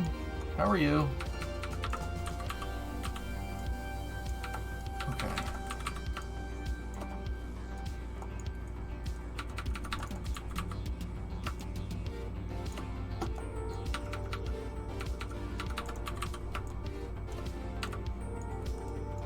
Good, how about you? I'm alright.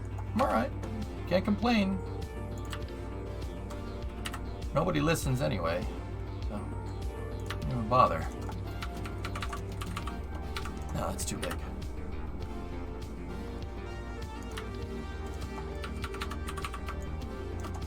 There we go.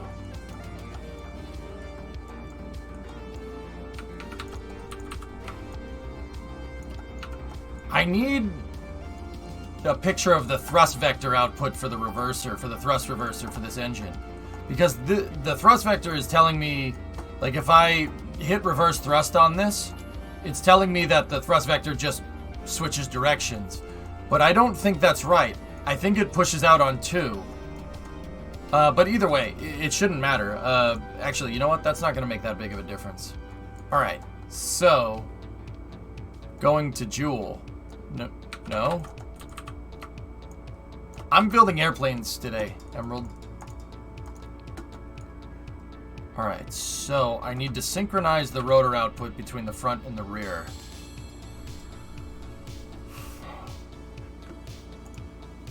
I should be able to do that by attaching... Yeah, attaching struts here. Alright, hold on. How goes it? Hey, Phoenix. It goes okay.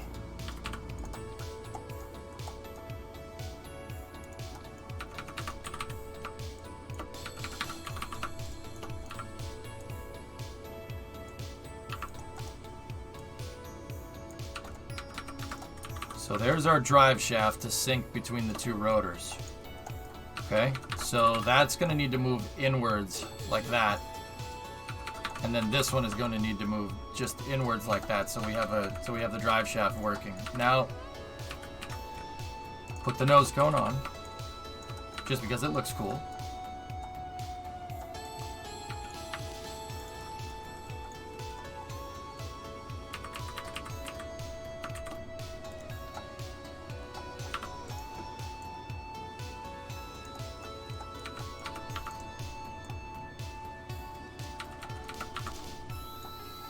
Watch.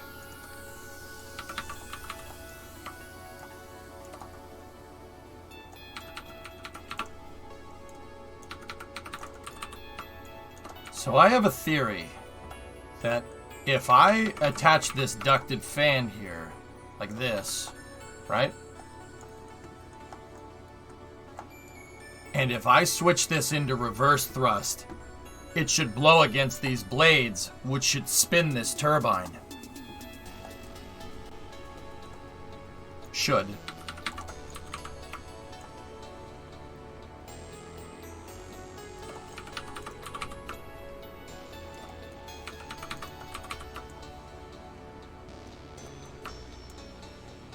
I'm gonna attach the ducting to the front here, like that.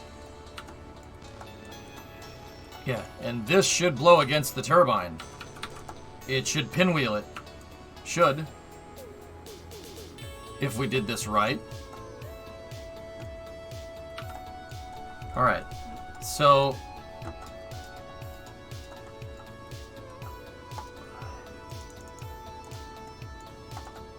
And if I did this right, we should be able to make a ducted fan. And that ducted fan should have variable pitch. And we shouldn't even need to drive it. It'll be driven off of the blades. And when the blade is in reverse thrust mode, it should push against it.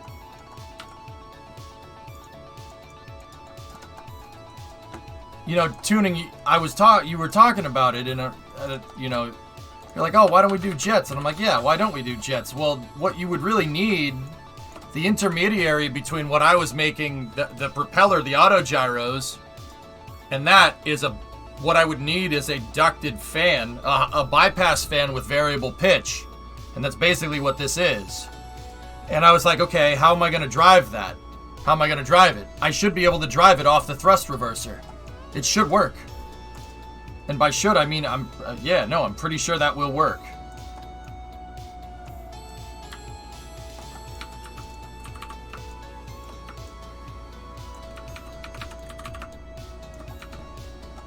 So you just made a turboprop with extra steps. It's not just with extra steps, 95. You don't understand. This is not a turboprop. It's a bypass ducted fan. And that ducted fan only works when this thing is in reverse thrust mode. It won't work otherwise. It'll just sit there and blow in the wind. It'll pinwheel. It'll auto-rotate. So basically, I made that clutch system. We made that clutch system that I've been trying to do.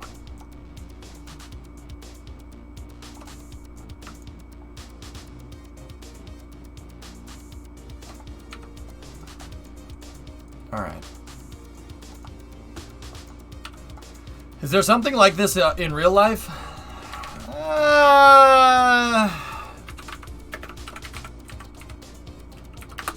Kind of? Yeah, kind of. The 727 UDF was probably the closest thing.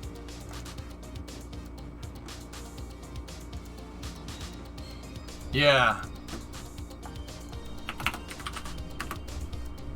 On the 727 UDF, the unducted fan, was a prototype from NASA. It's a turboprop bypass turbofan. That's kind of what we're doing here, but it's kind of not. Those things spin. Those propeller blades are contra-rotating prop blades. So the thing can be used as a jet engine and also a propeller engine to save on fuel. And it did. It did save on fuel. But the problem is that it's really freaking loud. Yeah, really freaking loud. It turns out, as Captain Crash was saying a little bit earlier, when you have engines, when you have a propeller that's breaking the speed of sound, it gets really loud. Yeah.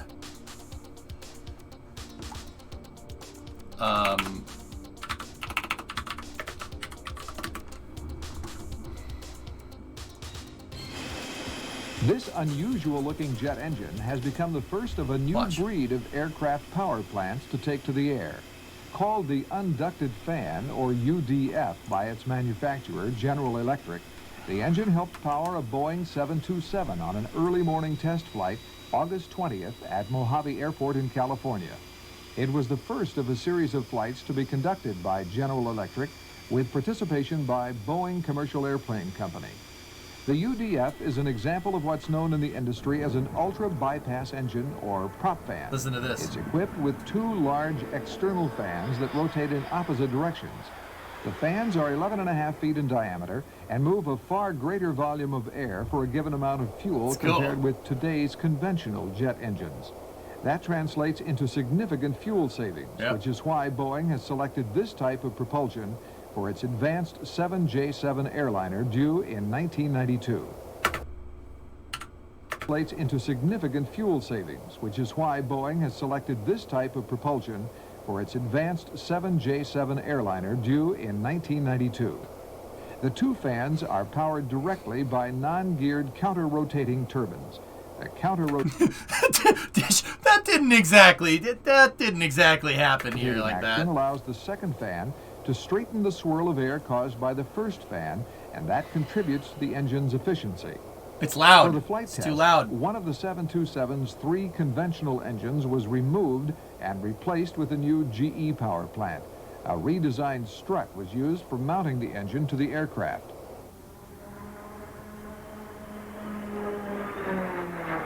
The 727 returned to Mojave Airport at the conclusion of the successful test flight.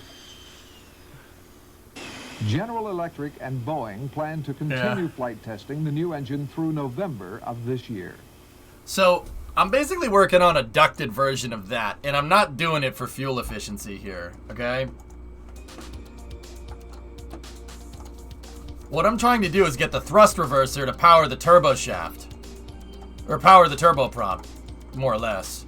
And that should be able, we should be able to make a nice VTOL from this if this is working, if this works correctly. Let's test it.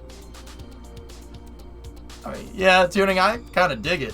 They should take that and they should have put that, you know, they call, unducted fan. No, they should have put that in a ducted fan. That would, the sound wouldn't be as much. It wouldn't be as bad. They should have done that. Basically what we're doing. But as anything with aerospace engineering, it's easier said than done.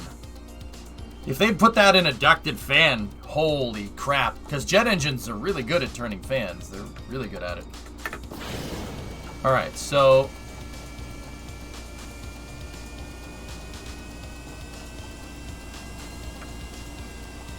okay. Alright, so the engine is producing thrust, right?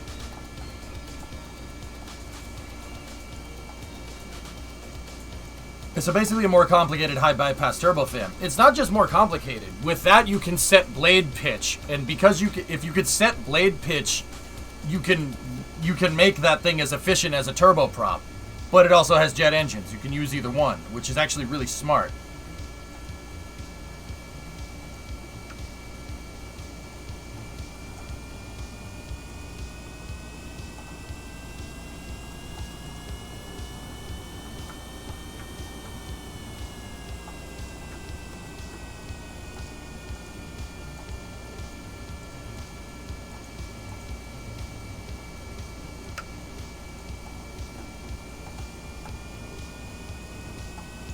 Hey, Flagon.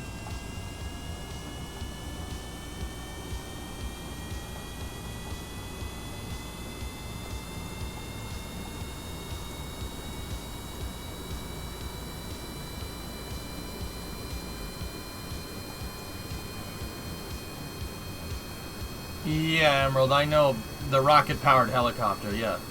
Yep, Zeitflugel, yeah. It's not a bad idea either. Just, yeah.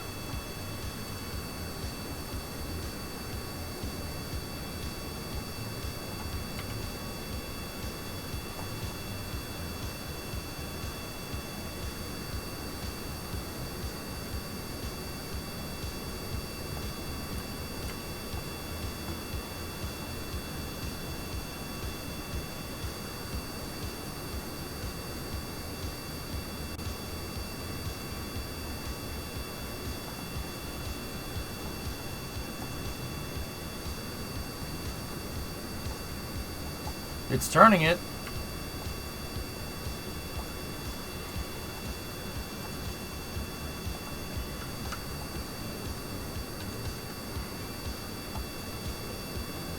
Hey, passing.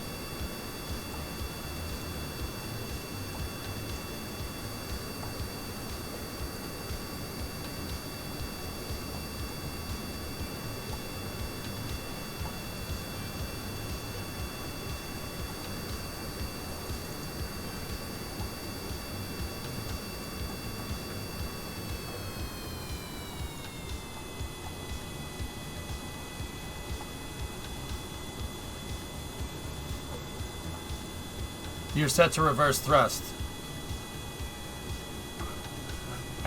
I know.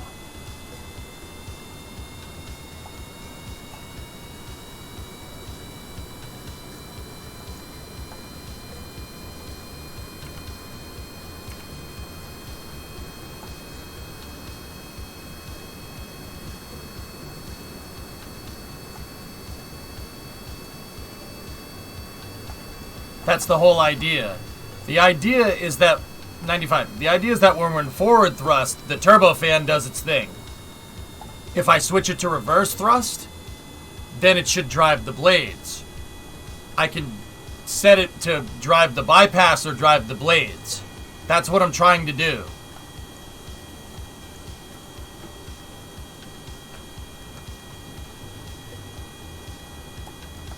No, forward thrust won't do anything. Reverse thrust. I'm trying to get the reverse thruster to drive these. The reverse thrust doesn't come out of the front, though, boss.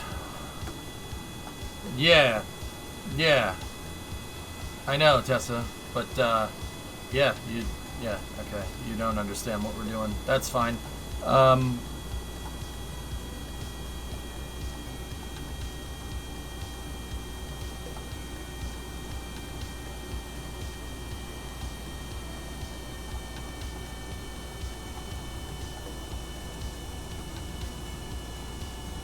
It looks like it's splitting the sides on the thruster pillars.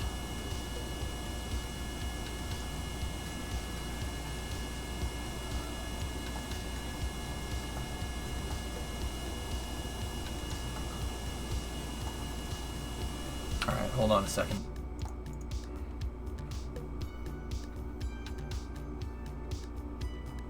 Finally, for March of 1989, near normal precipitation, I should say, sorry, near normal temperature in March, and above normal. So it's shooting off the sides from right here and right here, from what I can tell.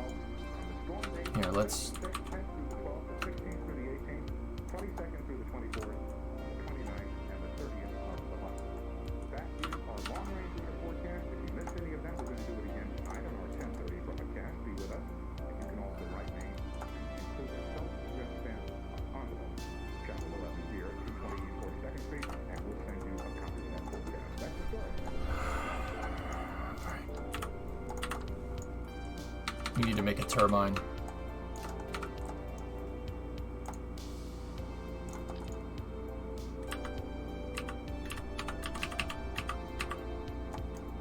Back to our roots.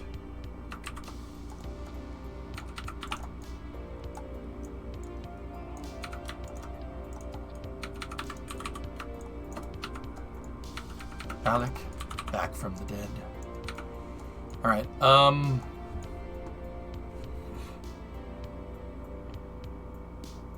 Oh, I see. If it's pushing out on two vectors, then this isn't gonna work.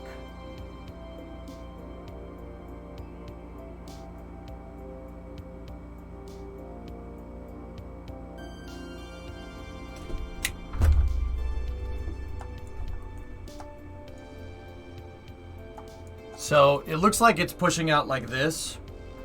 And the thing is if I'm pushing on this blade here and I'm pushing on this blade here, one of them should... No, that should work. Why? Okay, hold on.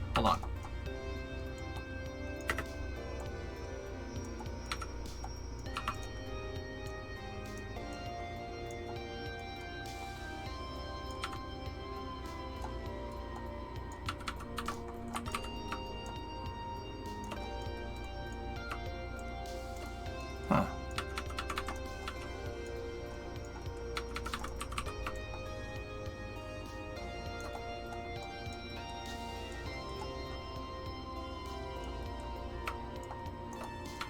We should be able to pinwheel this. Should.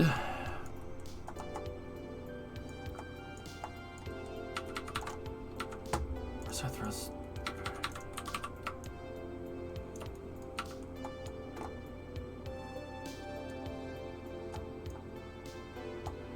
Yeah, let's try that.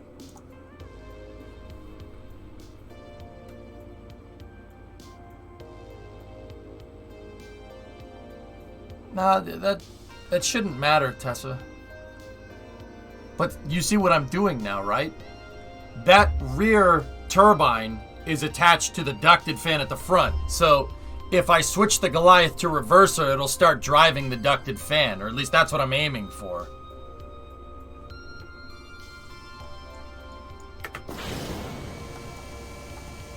Alright, let's put this right to reverse thrust.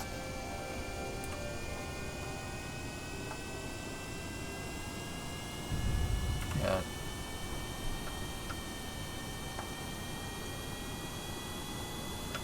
Just popped them. Okay.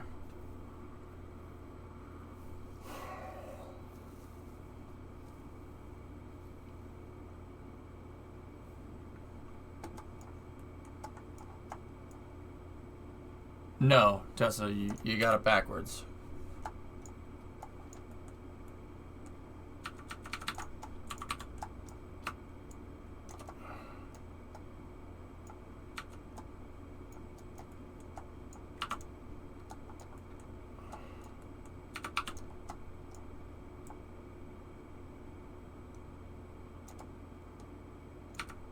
It should, that should drive the propeller blades. It should.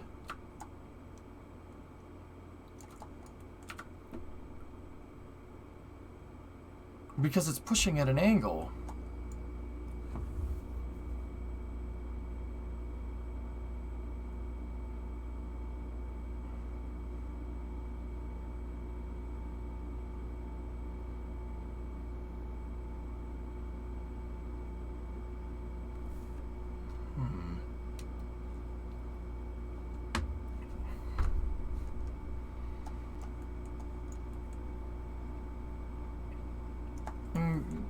This should work, Gil.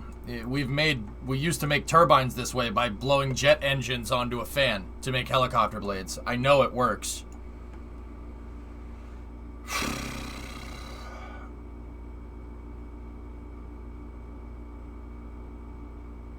Yeah, we used to make I could make bypass fans doing that before. I think it's because it's blowing on both sides that it's messing it up, but that shouldn't make that much of a difference here.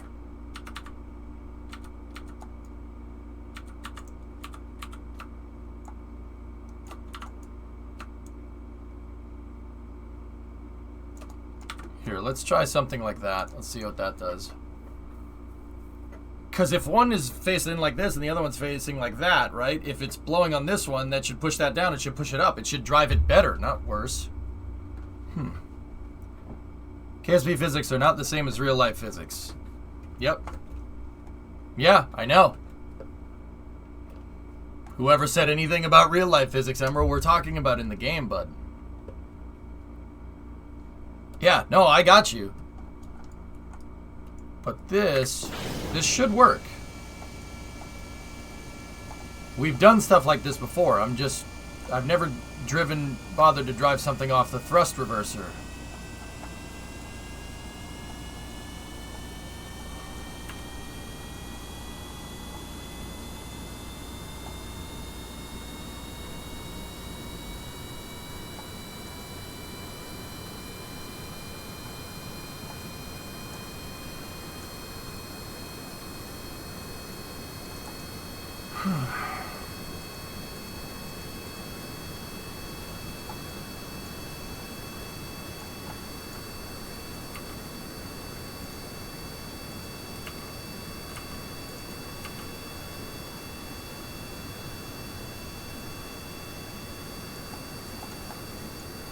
Nope. Doesn't like it.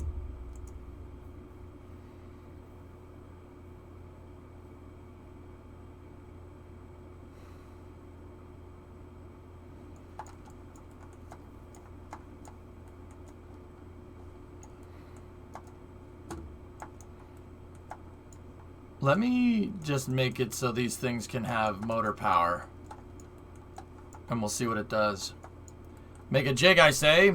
I don't know what the jig is going to measure. We know that the thrust vector is pointing off. It's pointing off at 45 degrees like this. It's pointing out here. So, I mean, I guess if you wanted me to make something, like here, I'll show you.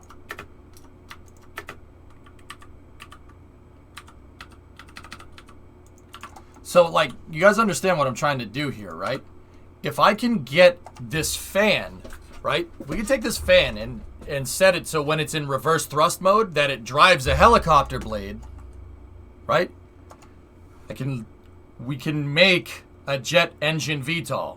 We can do that. That's fine. It'll use the maneuvering characteristics that I have from the K92 and the K29.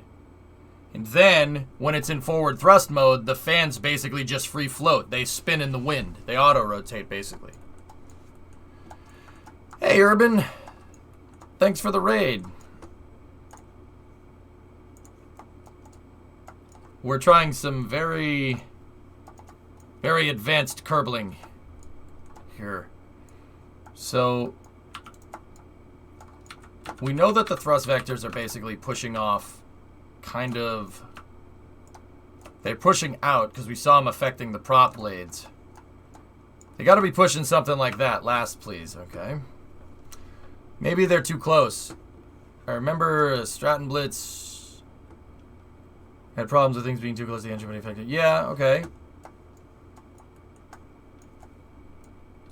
Yeah, it's possible. Anyway, what's going on, Urban Venture Raiders? Is that built into the Goliath? Yeah, I'm trying to come up with some crazy VTOL stuff right now. If I can nail it, then we should be able to have some fun here.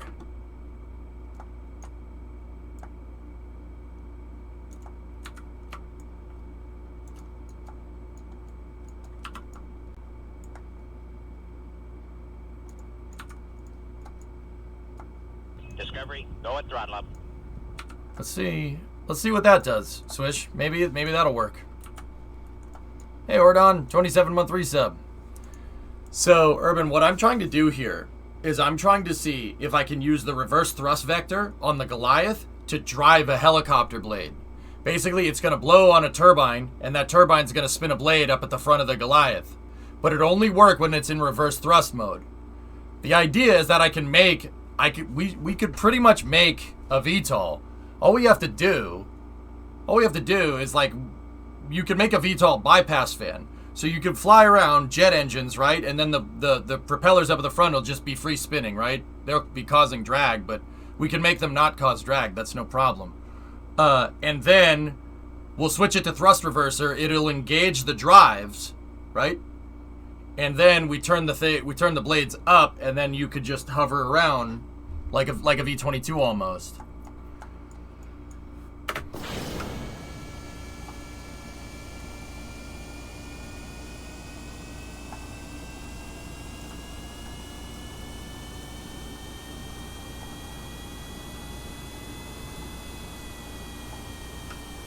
It's not working.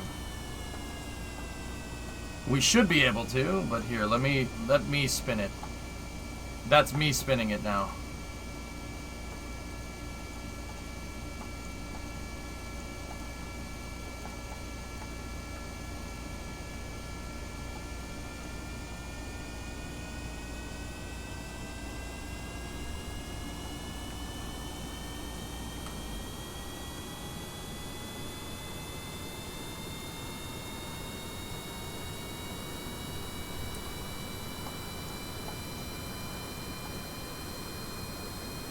We're losing RPM.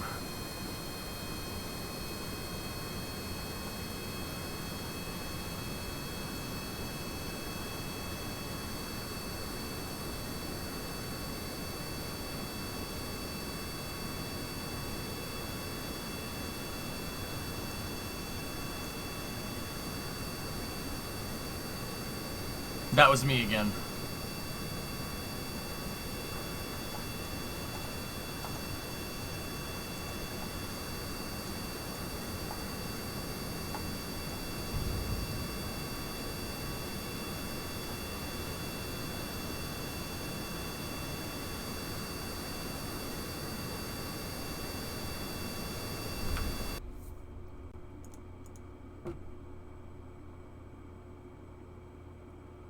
Asymmetric? Maybe an asymmetric fan.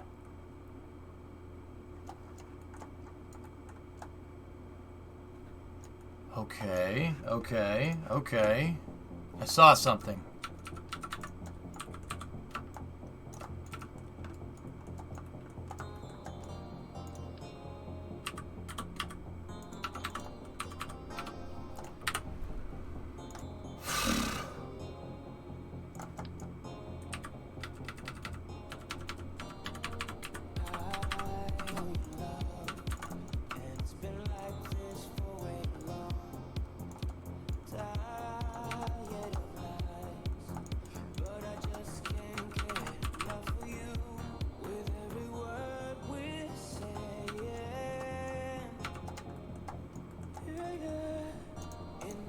Asymmetric, or not an asymmetric, odd, so 3 times symmetry. It might do it. It might make it work. Did we check the motor hierarchy? What? Why would we check that? Your blades are in the wrong place. What I call the reverse thrust vectors start from the sliding operation on the sides of the engine. I don't think that they are, Raid, because they've been overheating, so something is blowing on them. I don't think that's right.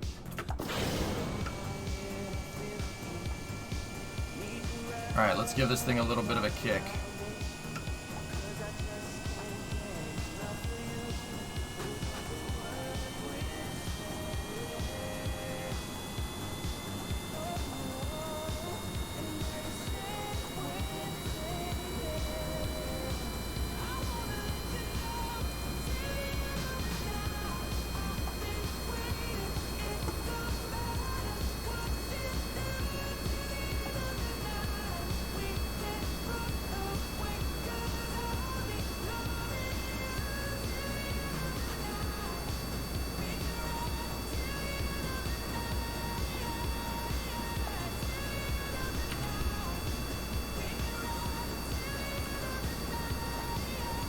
Hey Errol, what's up?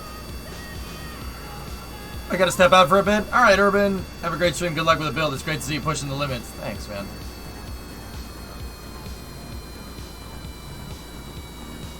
The front rotor isn't locked, is it? No, it's...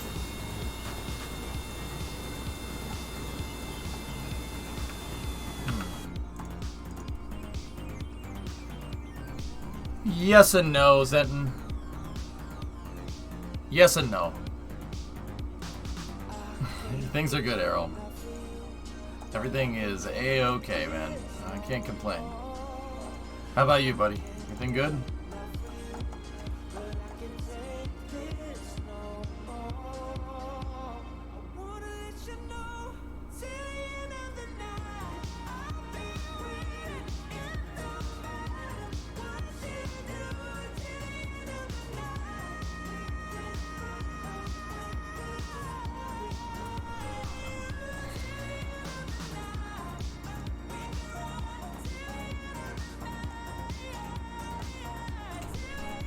Tessa, I want to test something.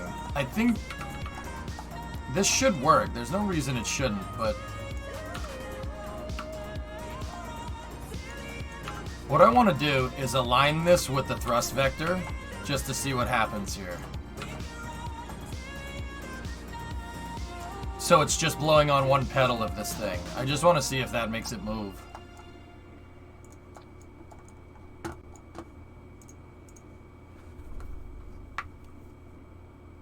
I just don't understand, like, this should drive it. It should drive it. It should. It's very weird that it doesn't.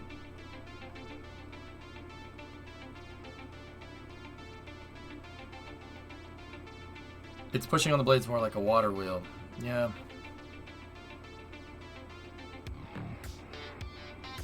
Yeah, I mean, I think it's blade placement at this point.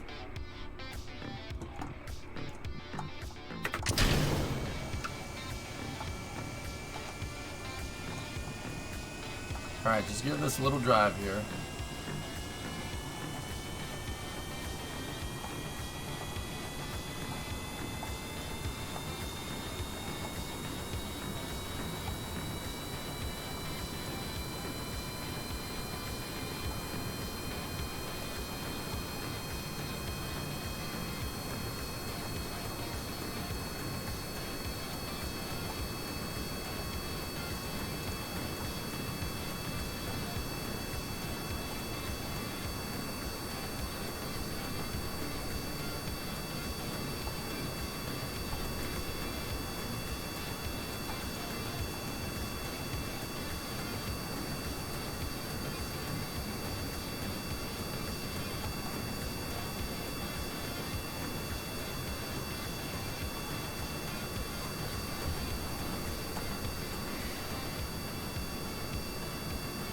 It's applied right here, somehow.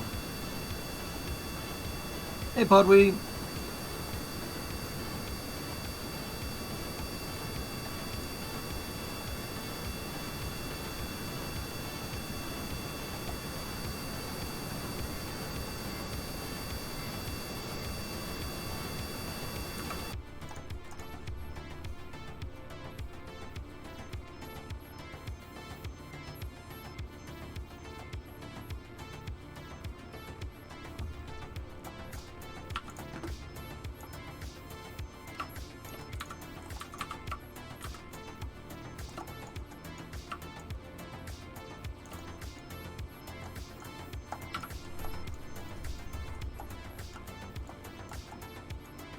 Yeah, so, okay.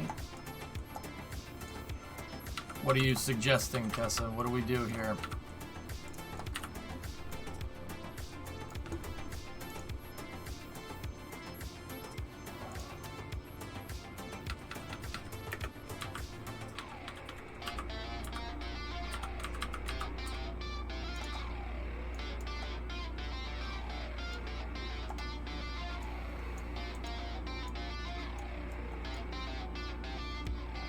Like that? We could test it.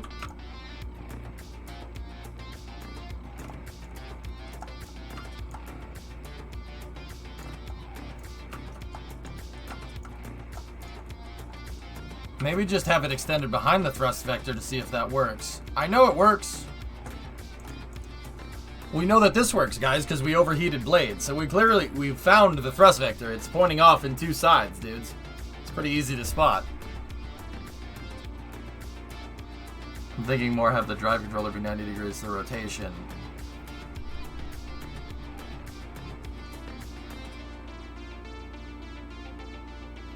How would we transfer that to shaft power, though, Tessa?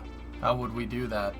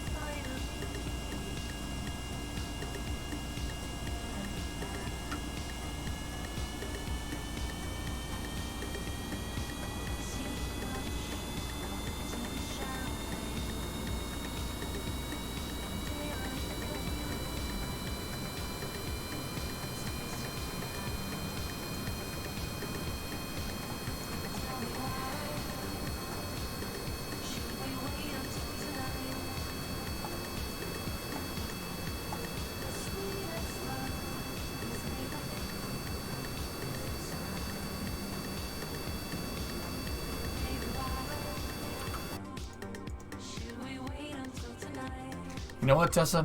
That might work in our advantage. I see what you're saying. We might not even have to. Just bear with me here. You're right. Okay. I see what you're saying. I see it. I see it. Here. Let's try doing this. Okay. So, let's go right here, like that.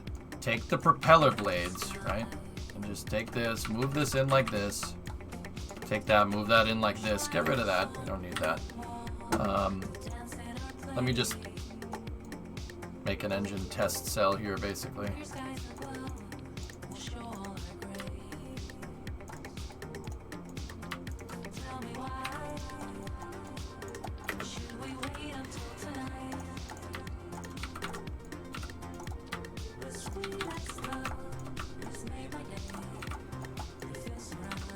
Yeah, if we're 90 degrees off, yeah.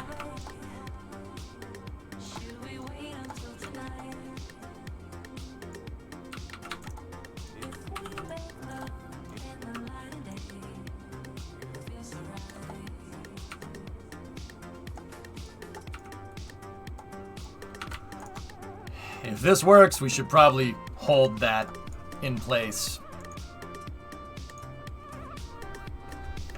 It was always cool seeing tornadoes and on our C-17. Just full the flat. Yeah, hey, there you go. Why doesn't it spin? I don't think we got the vector right for Kerbal to understand it. This should work. This is how we powered the blades, with a radial design like this.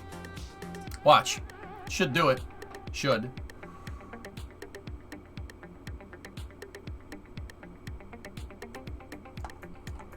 Alright, so let's just put this thing in forward thrust here. Move Move the clamps out of the way. So we're not pushing nothing, right? Throttle up. Now let's switch to the reverser. Ready?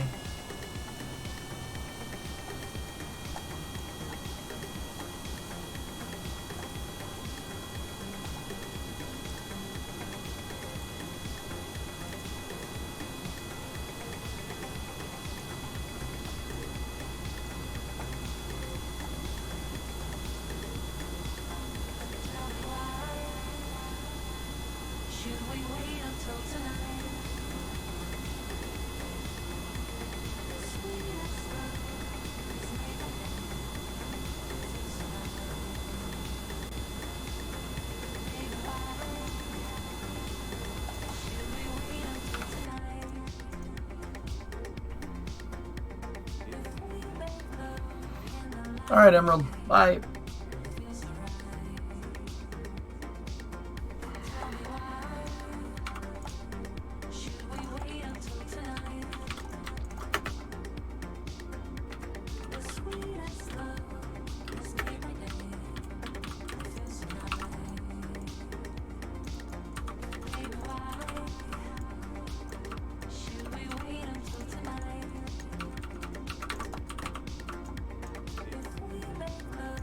I think the thrust vector is like this. I'm pretty sure. So if that was the case, moving this thing...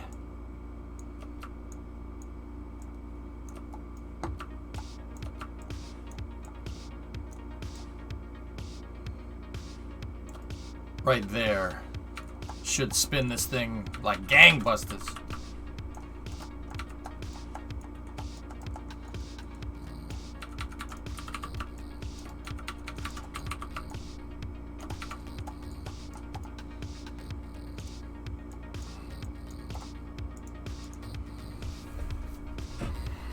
Well, Tessa, we have a 180 degree pitch on those blades, so I'll just dial it in. It's gonna work. This should spin this thing real fast.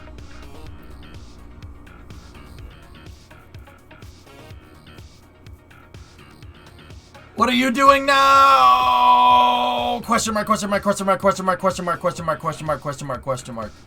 The future. I'm doing the future right now. Watch. Hi, Pun Sister. Yeah, are you playing stock? With the DLC, sure. Alright, so that shouldn't do anything. Right? But if we reverse thrust...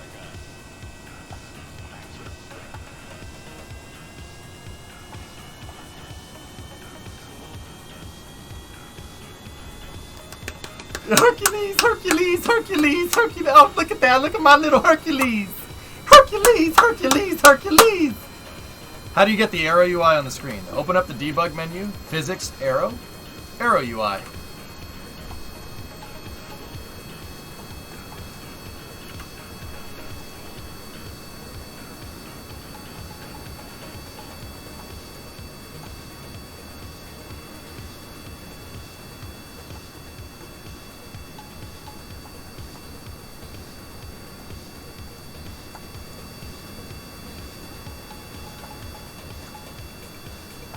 How's heat build up? Well, it's spinning so fast on the turbine. Look, interstage turbine temperature. We have ITT right here. Oh, that's fun. That's fun. Now watch. Check this out. If I go to forward thrust, that thing should stop spinning immediately. Yep, it powers down automatically. But then, if we switch to reverse thrust. Boop. Yep, it works. F12 is what enables the lines, KSP. F12, the aero display. You can see how much lift and drag things are making.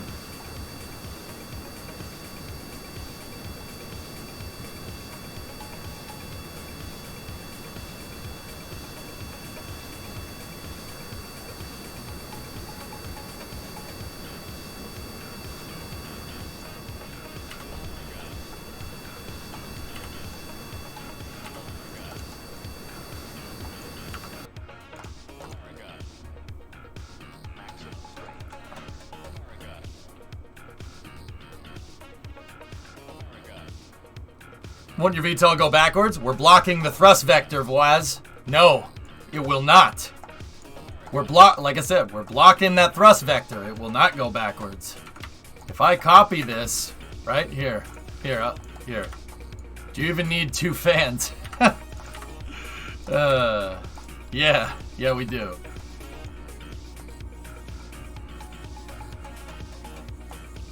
All right, let's mess with some stuff here, huh?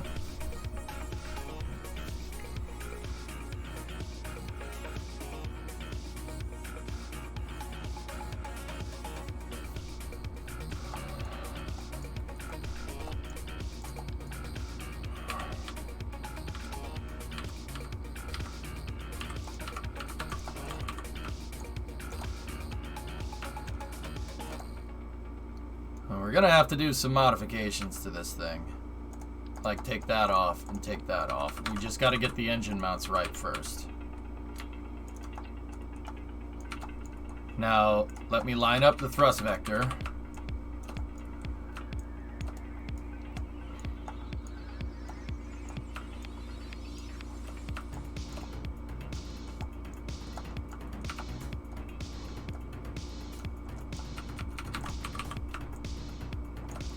And we will move to find the ideal spot where these things need to be.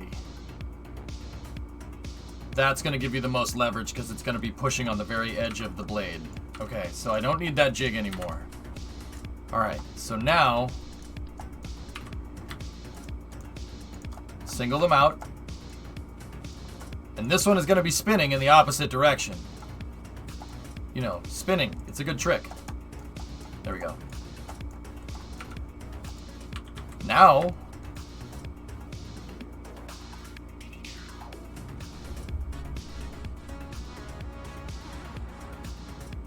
give me a moment.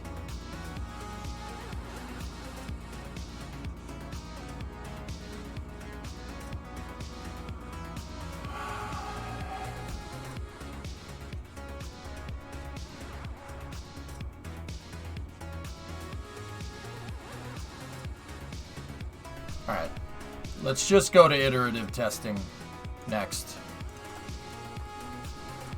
These blades are going to have to be spinning opposite. Okay, so rotate this around and then rotate the duct around like this. Right. Now just take the nose cone off for a second, and then we have to connect the drives. They have to sync up. So we connect drive shaft to drive shaft right there. And then turn that strut around 180 degrees, and then turn that strut around 180 degrees. And then take the nose cone, put the nose cone back into position, flip that sucker around, flip that sucker around. The strut is acting as a drive shaft here.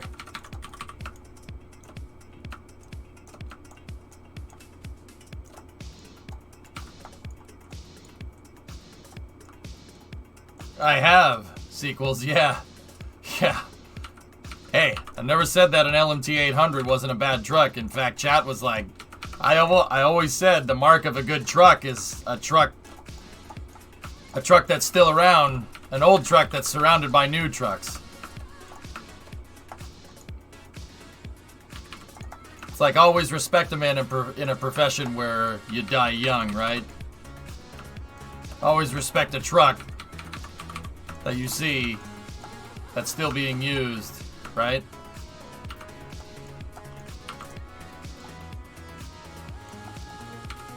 Always respect an old truck amongst new.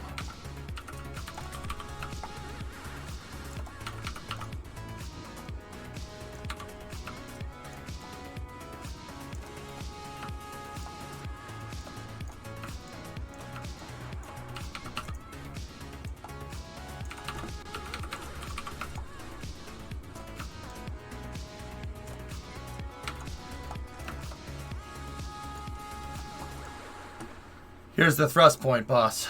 Let me see, Tessa. 45 degrees. Yeah, it's 45 degrees off the vector. Off of the, well, the axial. Discovery, go at throttle. 45 degrees off the axial vector. Just as we thought, Tessa. Yeah. Yeah. Interesting.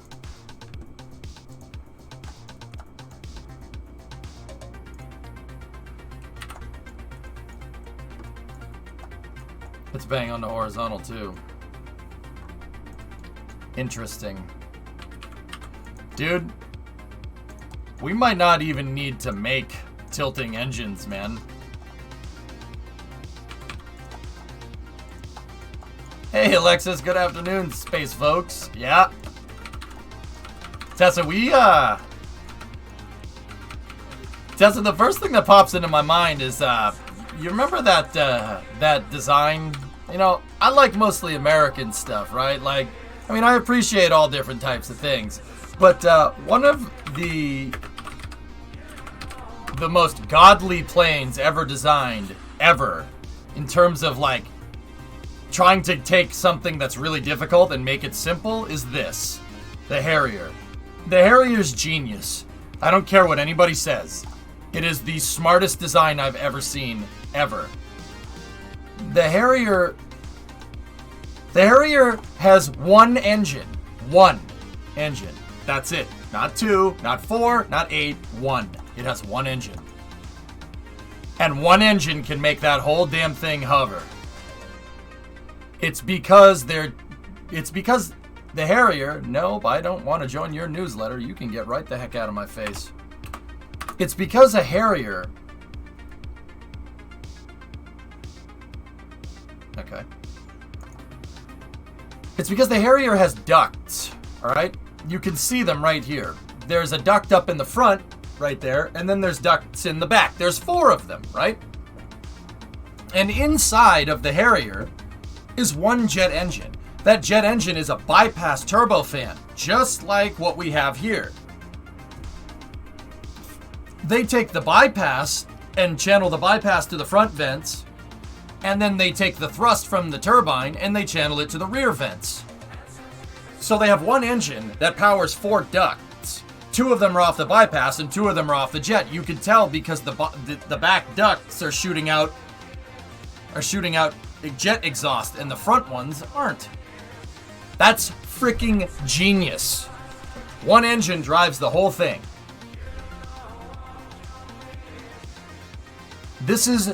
That is genius, okay? That is one engine. It's not, you don't need any engines up in the front. You don't need a engine with a drive shaft that's attached to a ducted fan and the fins open up. Nope. One engine does the whole thing. It's insanely smart. Now, the other thing is that we have a lot of space flight people here, right? You guys like space. You guys like spacecraft, right? If you look at the shuttle. Okay.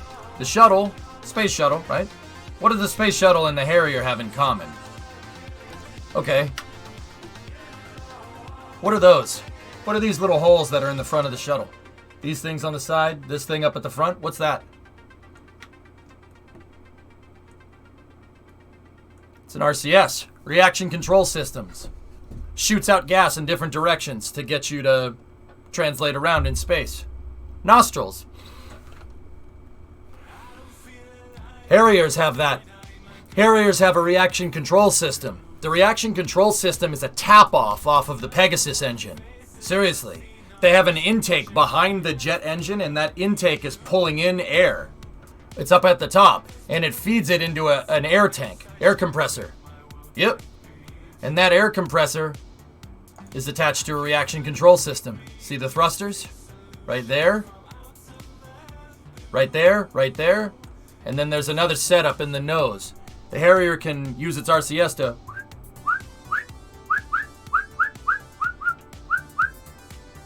Understand? Harriers have reaction control systems, but it's working off of what's called bleed air.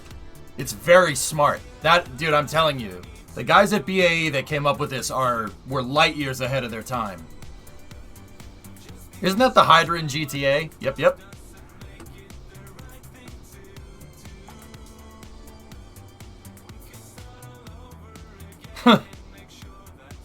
Nice landing, Plankin, yeah. Does the Harrier whistle like that too? Yes. Turbines.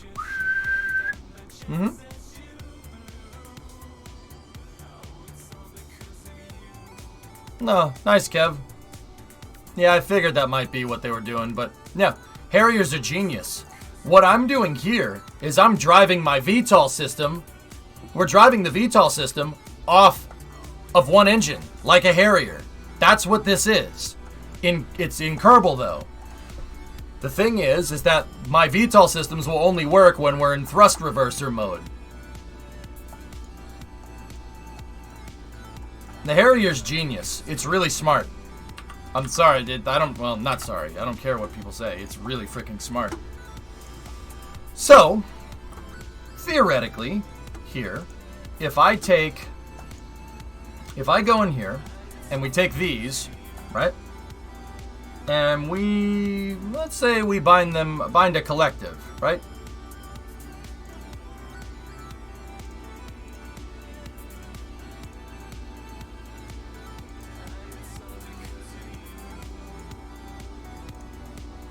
Actually, you know what? It'd be better if we did this on a Cal controller. Doing it on a Cal controller would be way easier. So let me get a PCB panel control board, obviously.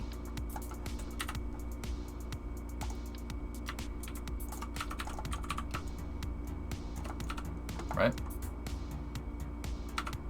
We don't need that front girder anymore. Also, it's extremely hard to VTOL, but nothing is easy to VTOL. Lego, I will say it once, I'll say it again.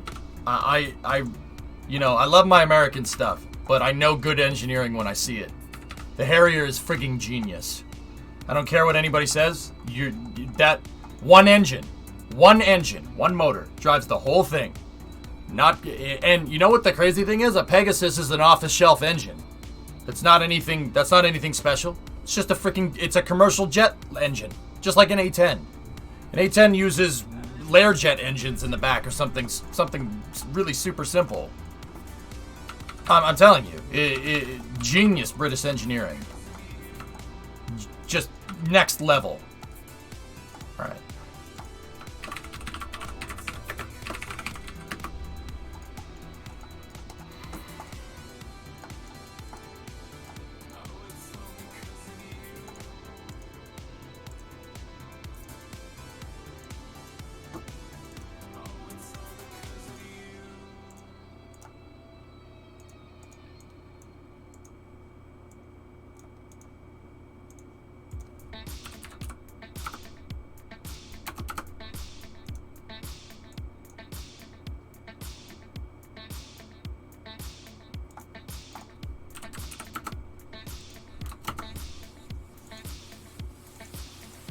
So I'm adding the collective here.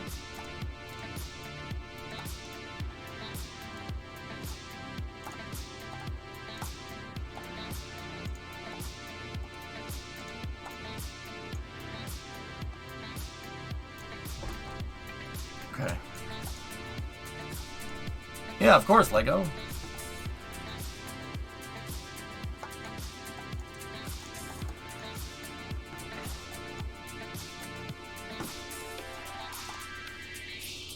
So, I'm gonna put the play position on main throttle right there. And you know what? Honestly, now that I'm thinking about it, this, because it's in helicopter mode, these should be like -10. We really, you know what? Let's over-engineer it and go -20 and then +20.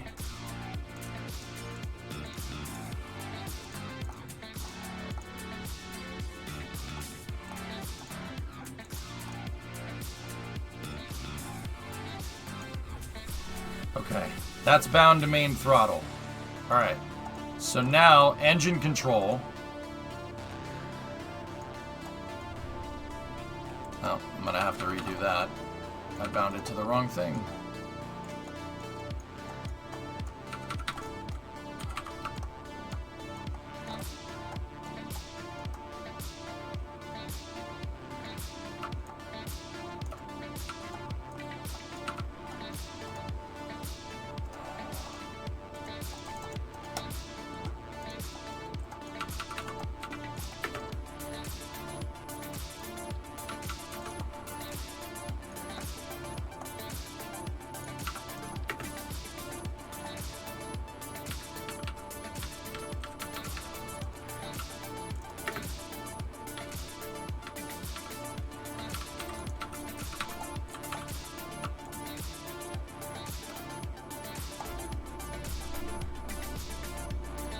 I've been trying to understand the action groups. Any tips for beginners? Don't try to understand it. Action groups are something that you should be using to make...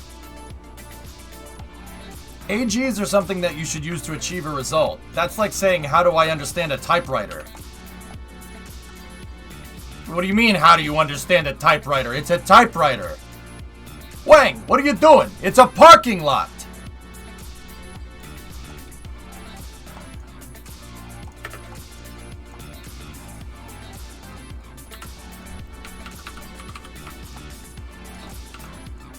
Does that make sense? Also, typewriters are really neat.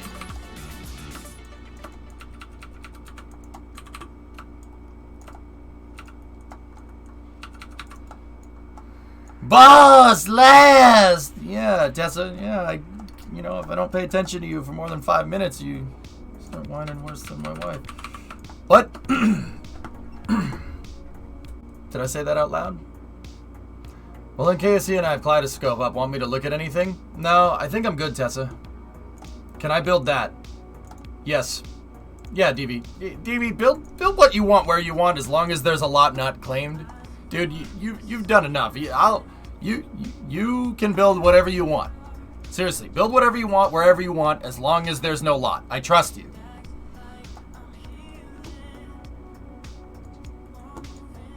That Artemis press conference should be going here in a second. I want to get a test flight up with this thing just to see what happens.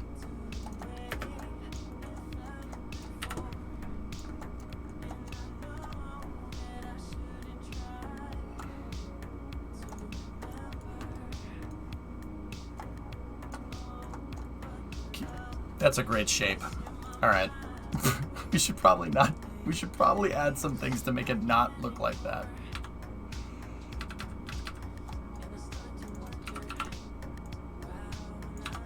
That's a great shape. You like that shape, Chad? It's terrible.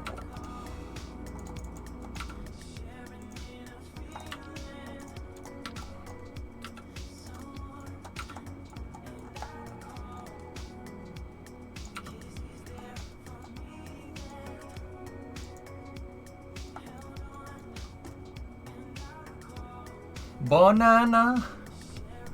Banana, nana. All right, for the sake of time,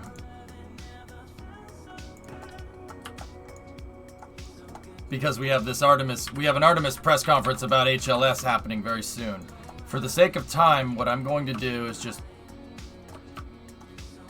put a ballast tank back here.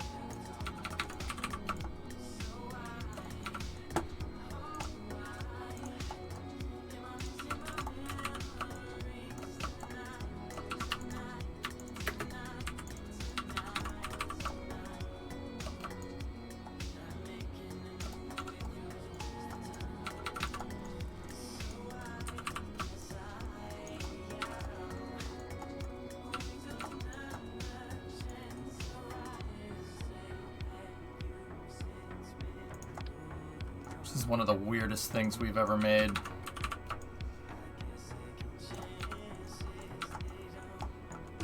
How soon? 3:30, Chief. Yeah, we got an Artemis update.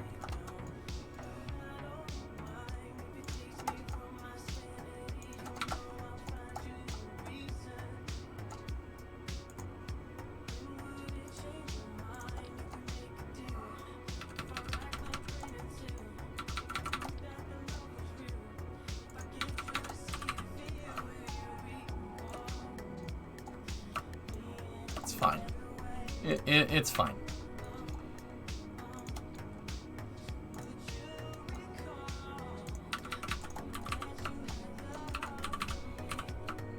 It's fine. It'll be fine, bros. Yeah, sure.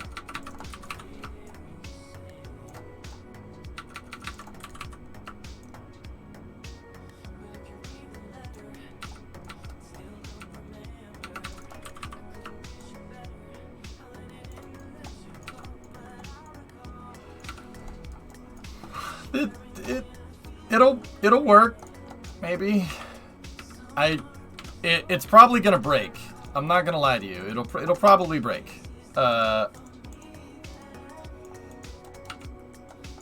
if it works, then, you know, that's gonna be nice.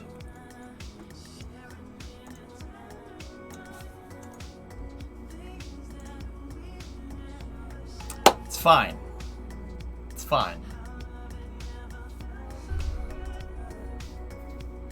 And you will be the ruler of a living god. Doesn't that sound nice? Chat, everything you're doing is bad. I want you to know this. What kind of creature is this? The one that does good things. Okay. Alright, the collective is working. Independent throttle.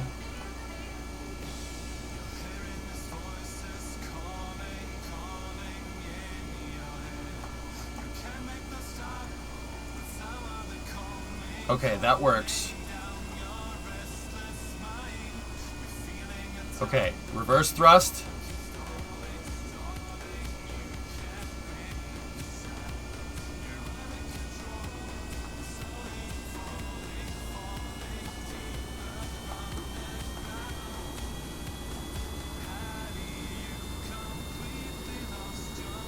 Oh my god! Oh my god! Oh my god! Oh my god! It's working! Ah! Ah! Ah!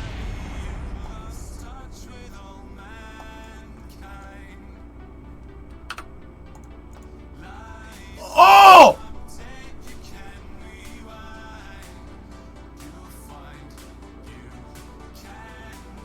That worked! I drove the propeller blades off of the...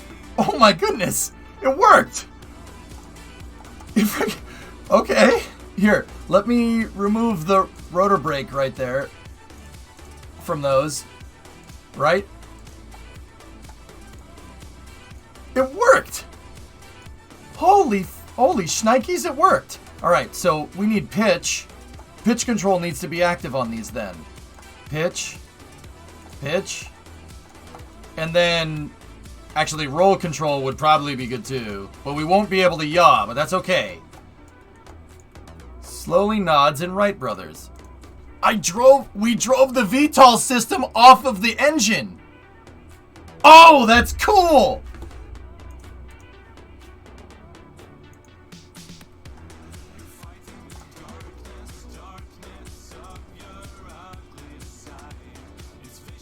Yeah, Tessa, I don't know. Put him in a fairing. There's no way that works. There's no way that'll work.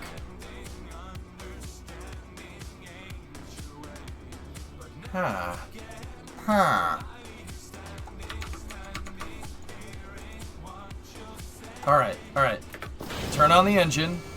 Right? Reverse thrust. Give it some throttle.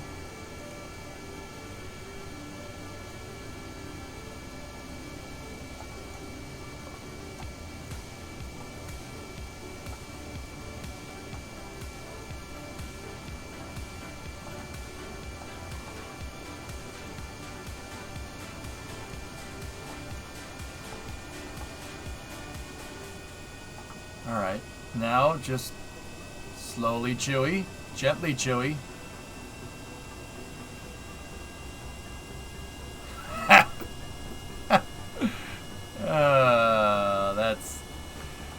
That's pretty neat.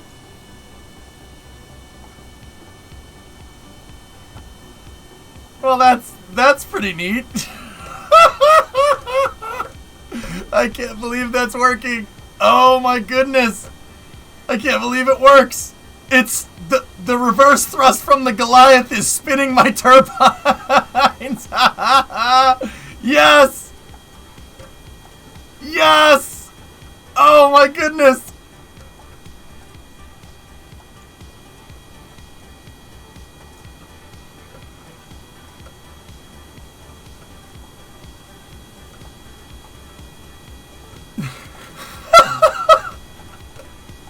Oh my goodness. Alright, so What happens if we go forward thrust? This thing's probably gonna stall! Ah!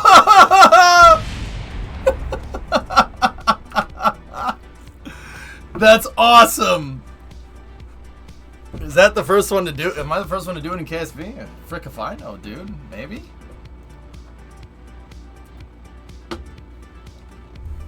Dude, it works though. Not bad, huh? You know this is a patent, right? I don't know. Is it a patent?